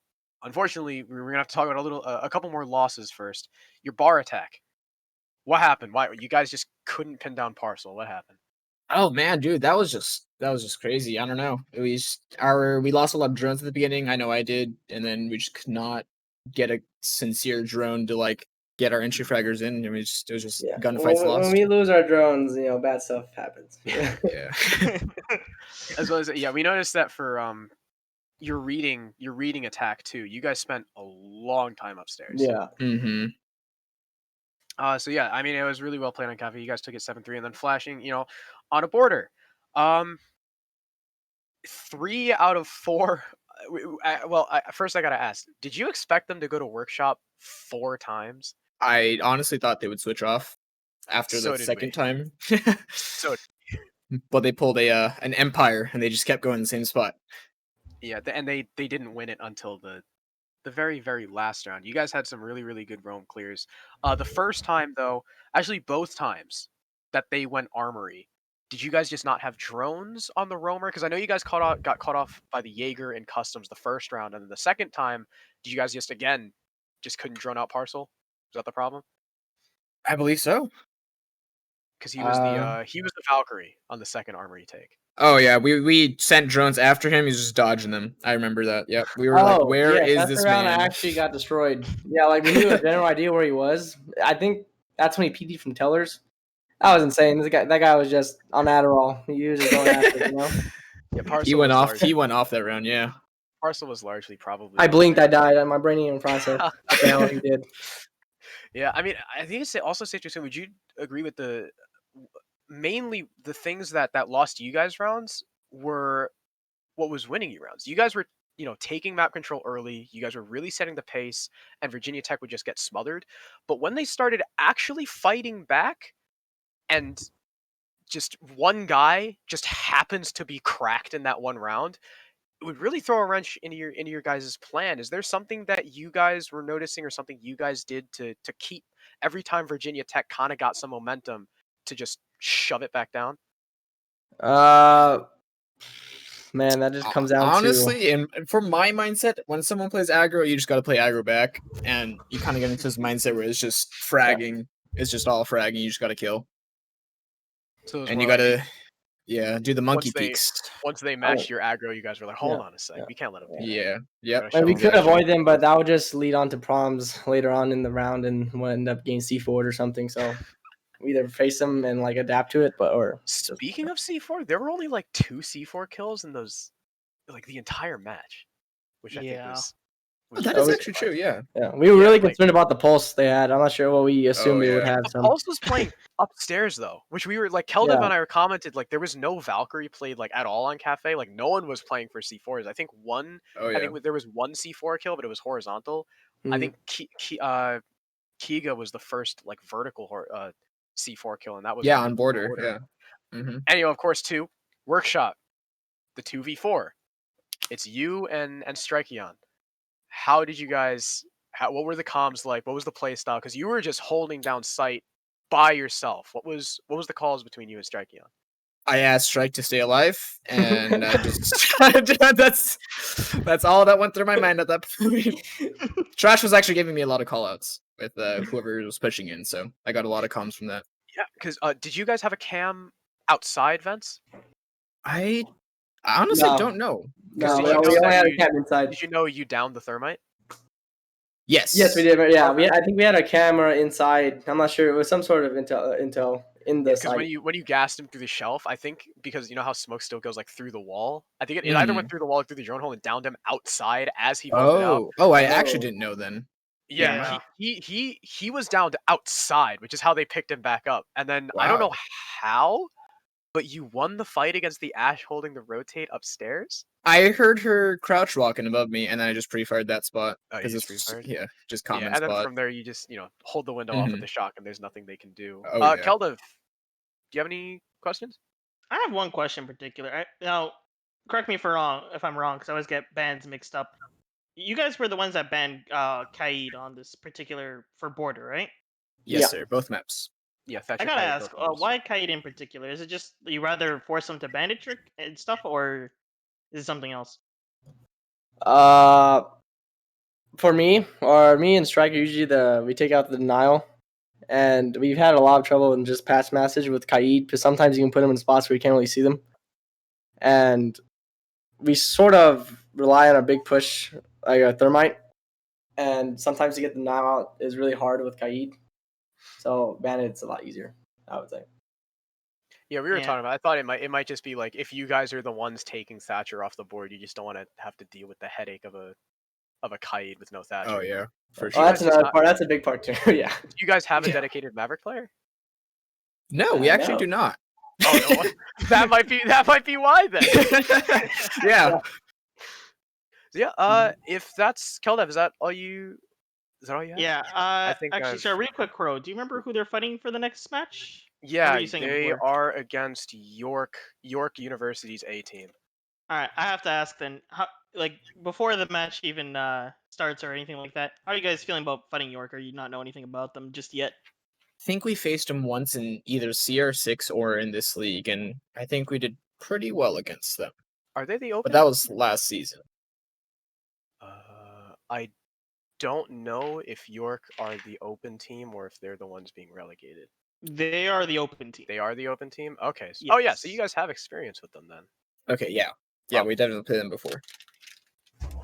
Yeah, and that's probably the last one of my questions I got here. So Yeah. thank you both for coming out tonight, and thank you for that fun match to watch in the end. Thank you for hosting for us.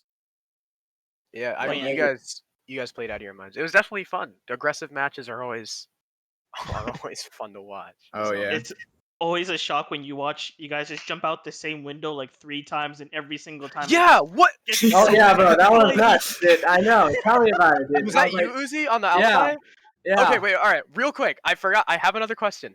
Why did you jump off the balcony after you downed the thermite? Dude, I got scared because after I downed the thermite, I honestly thought I got him. I knew there's another one out there. I need to get off this balcony like right now.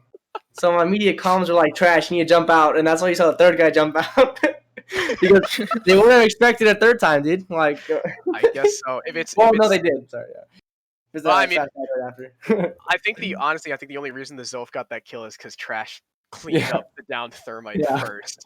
Yeah. But yeah, I think that's gonna do it for us. Thank you guys for joining us in the interview. Obviously, congrats on your match, and maybe hopefully at the end of this we'll see you an invite. Yep. Thank you. Right. And just like that.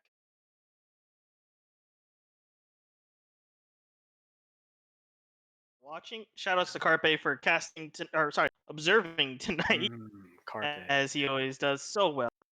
And hope you all have a good night. And Society. yeah, thanks to our sponsors, of course.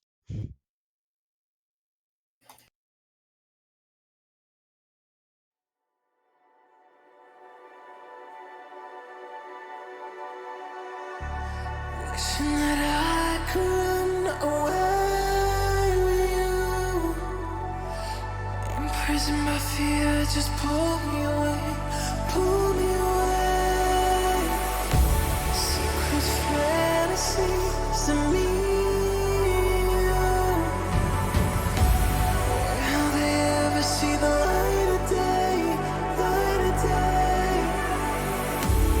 I don't know where you are, but I will find you. I will find you.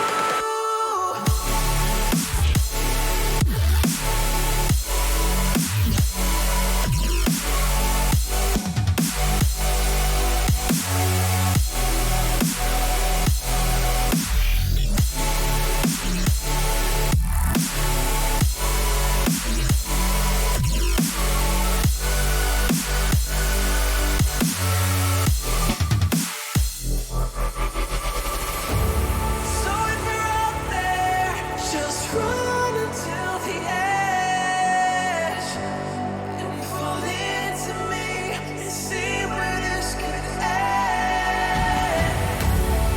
You go right and leave this world behind.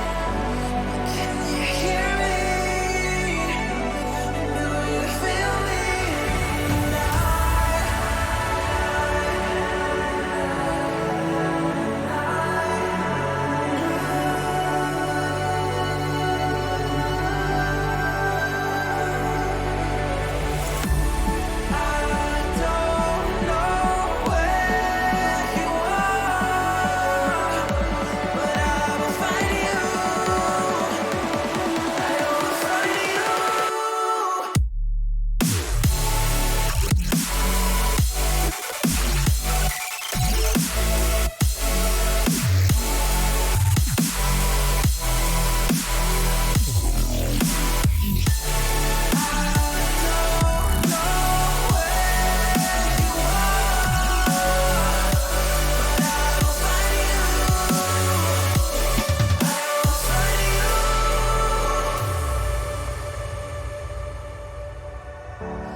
Wishing that I could run away with you.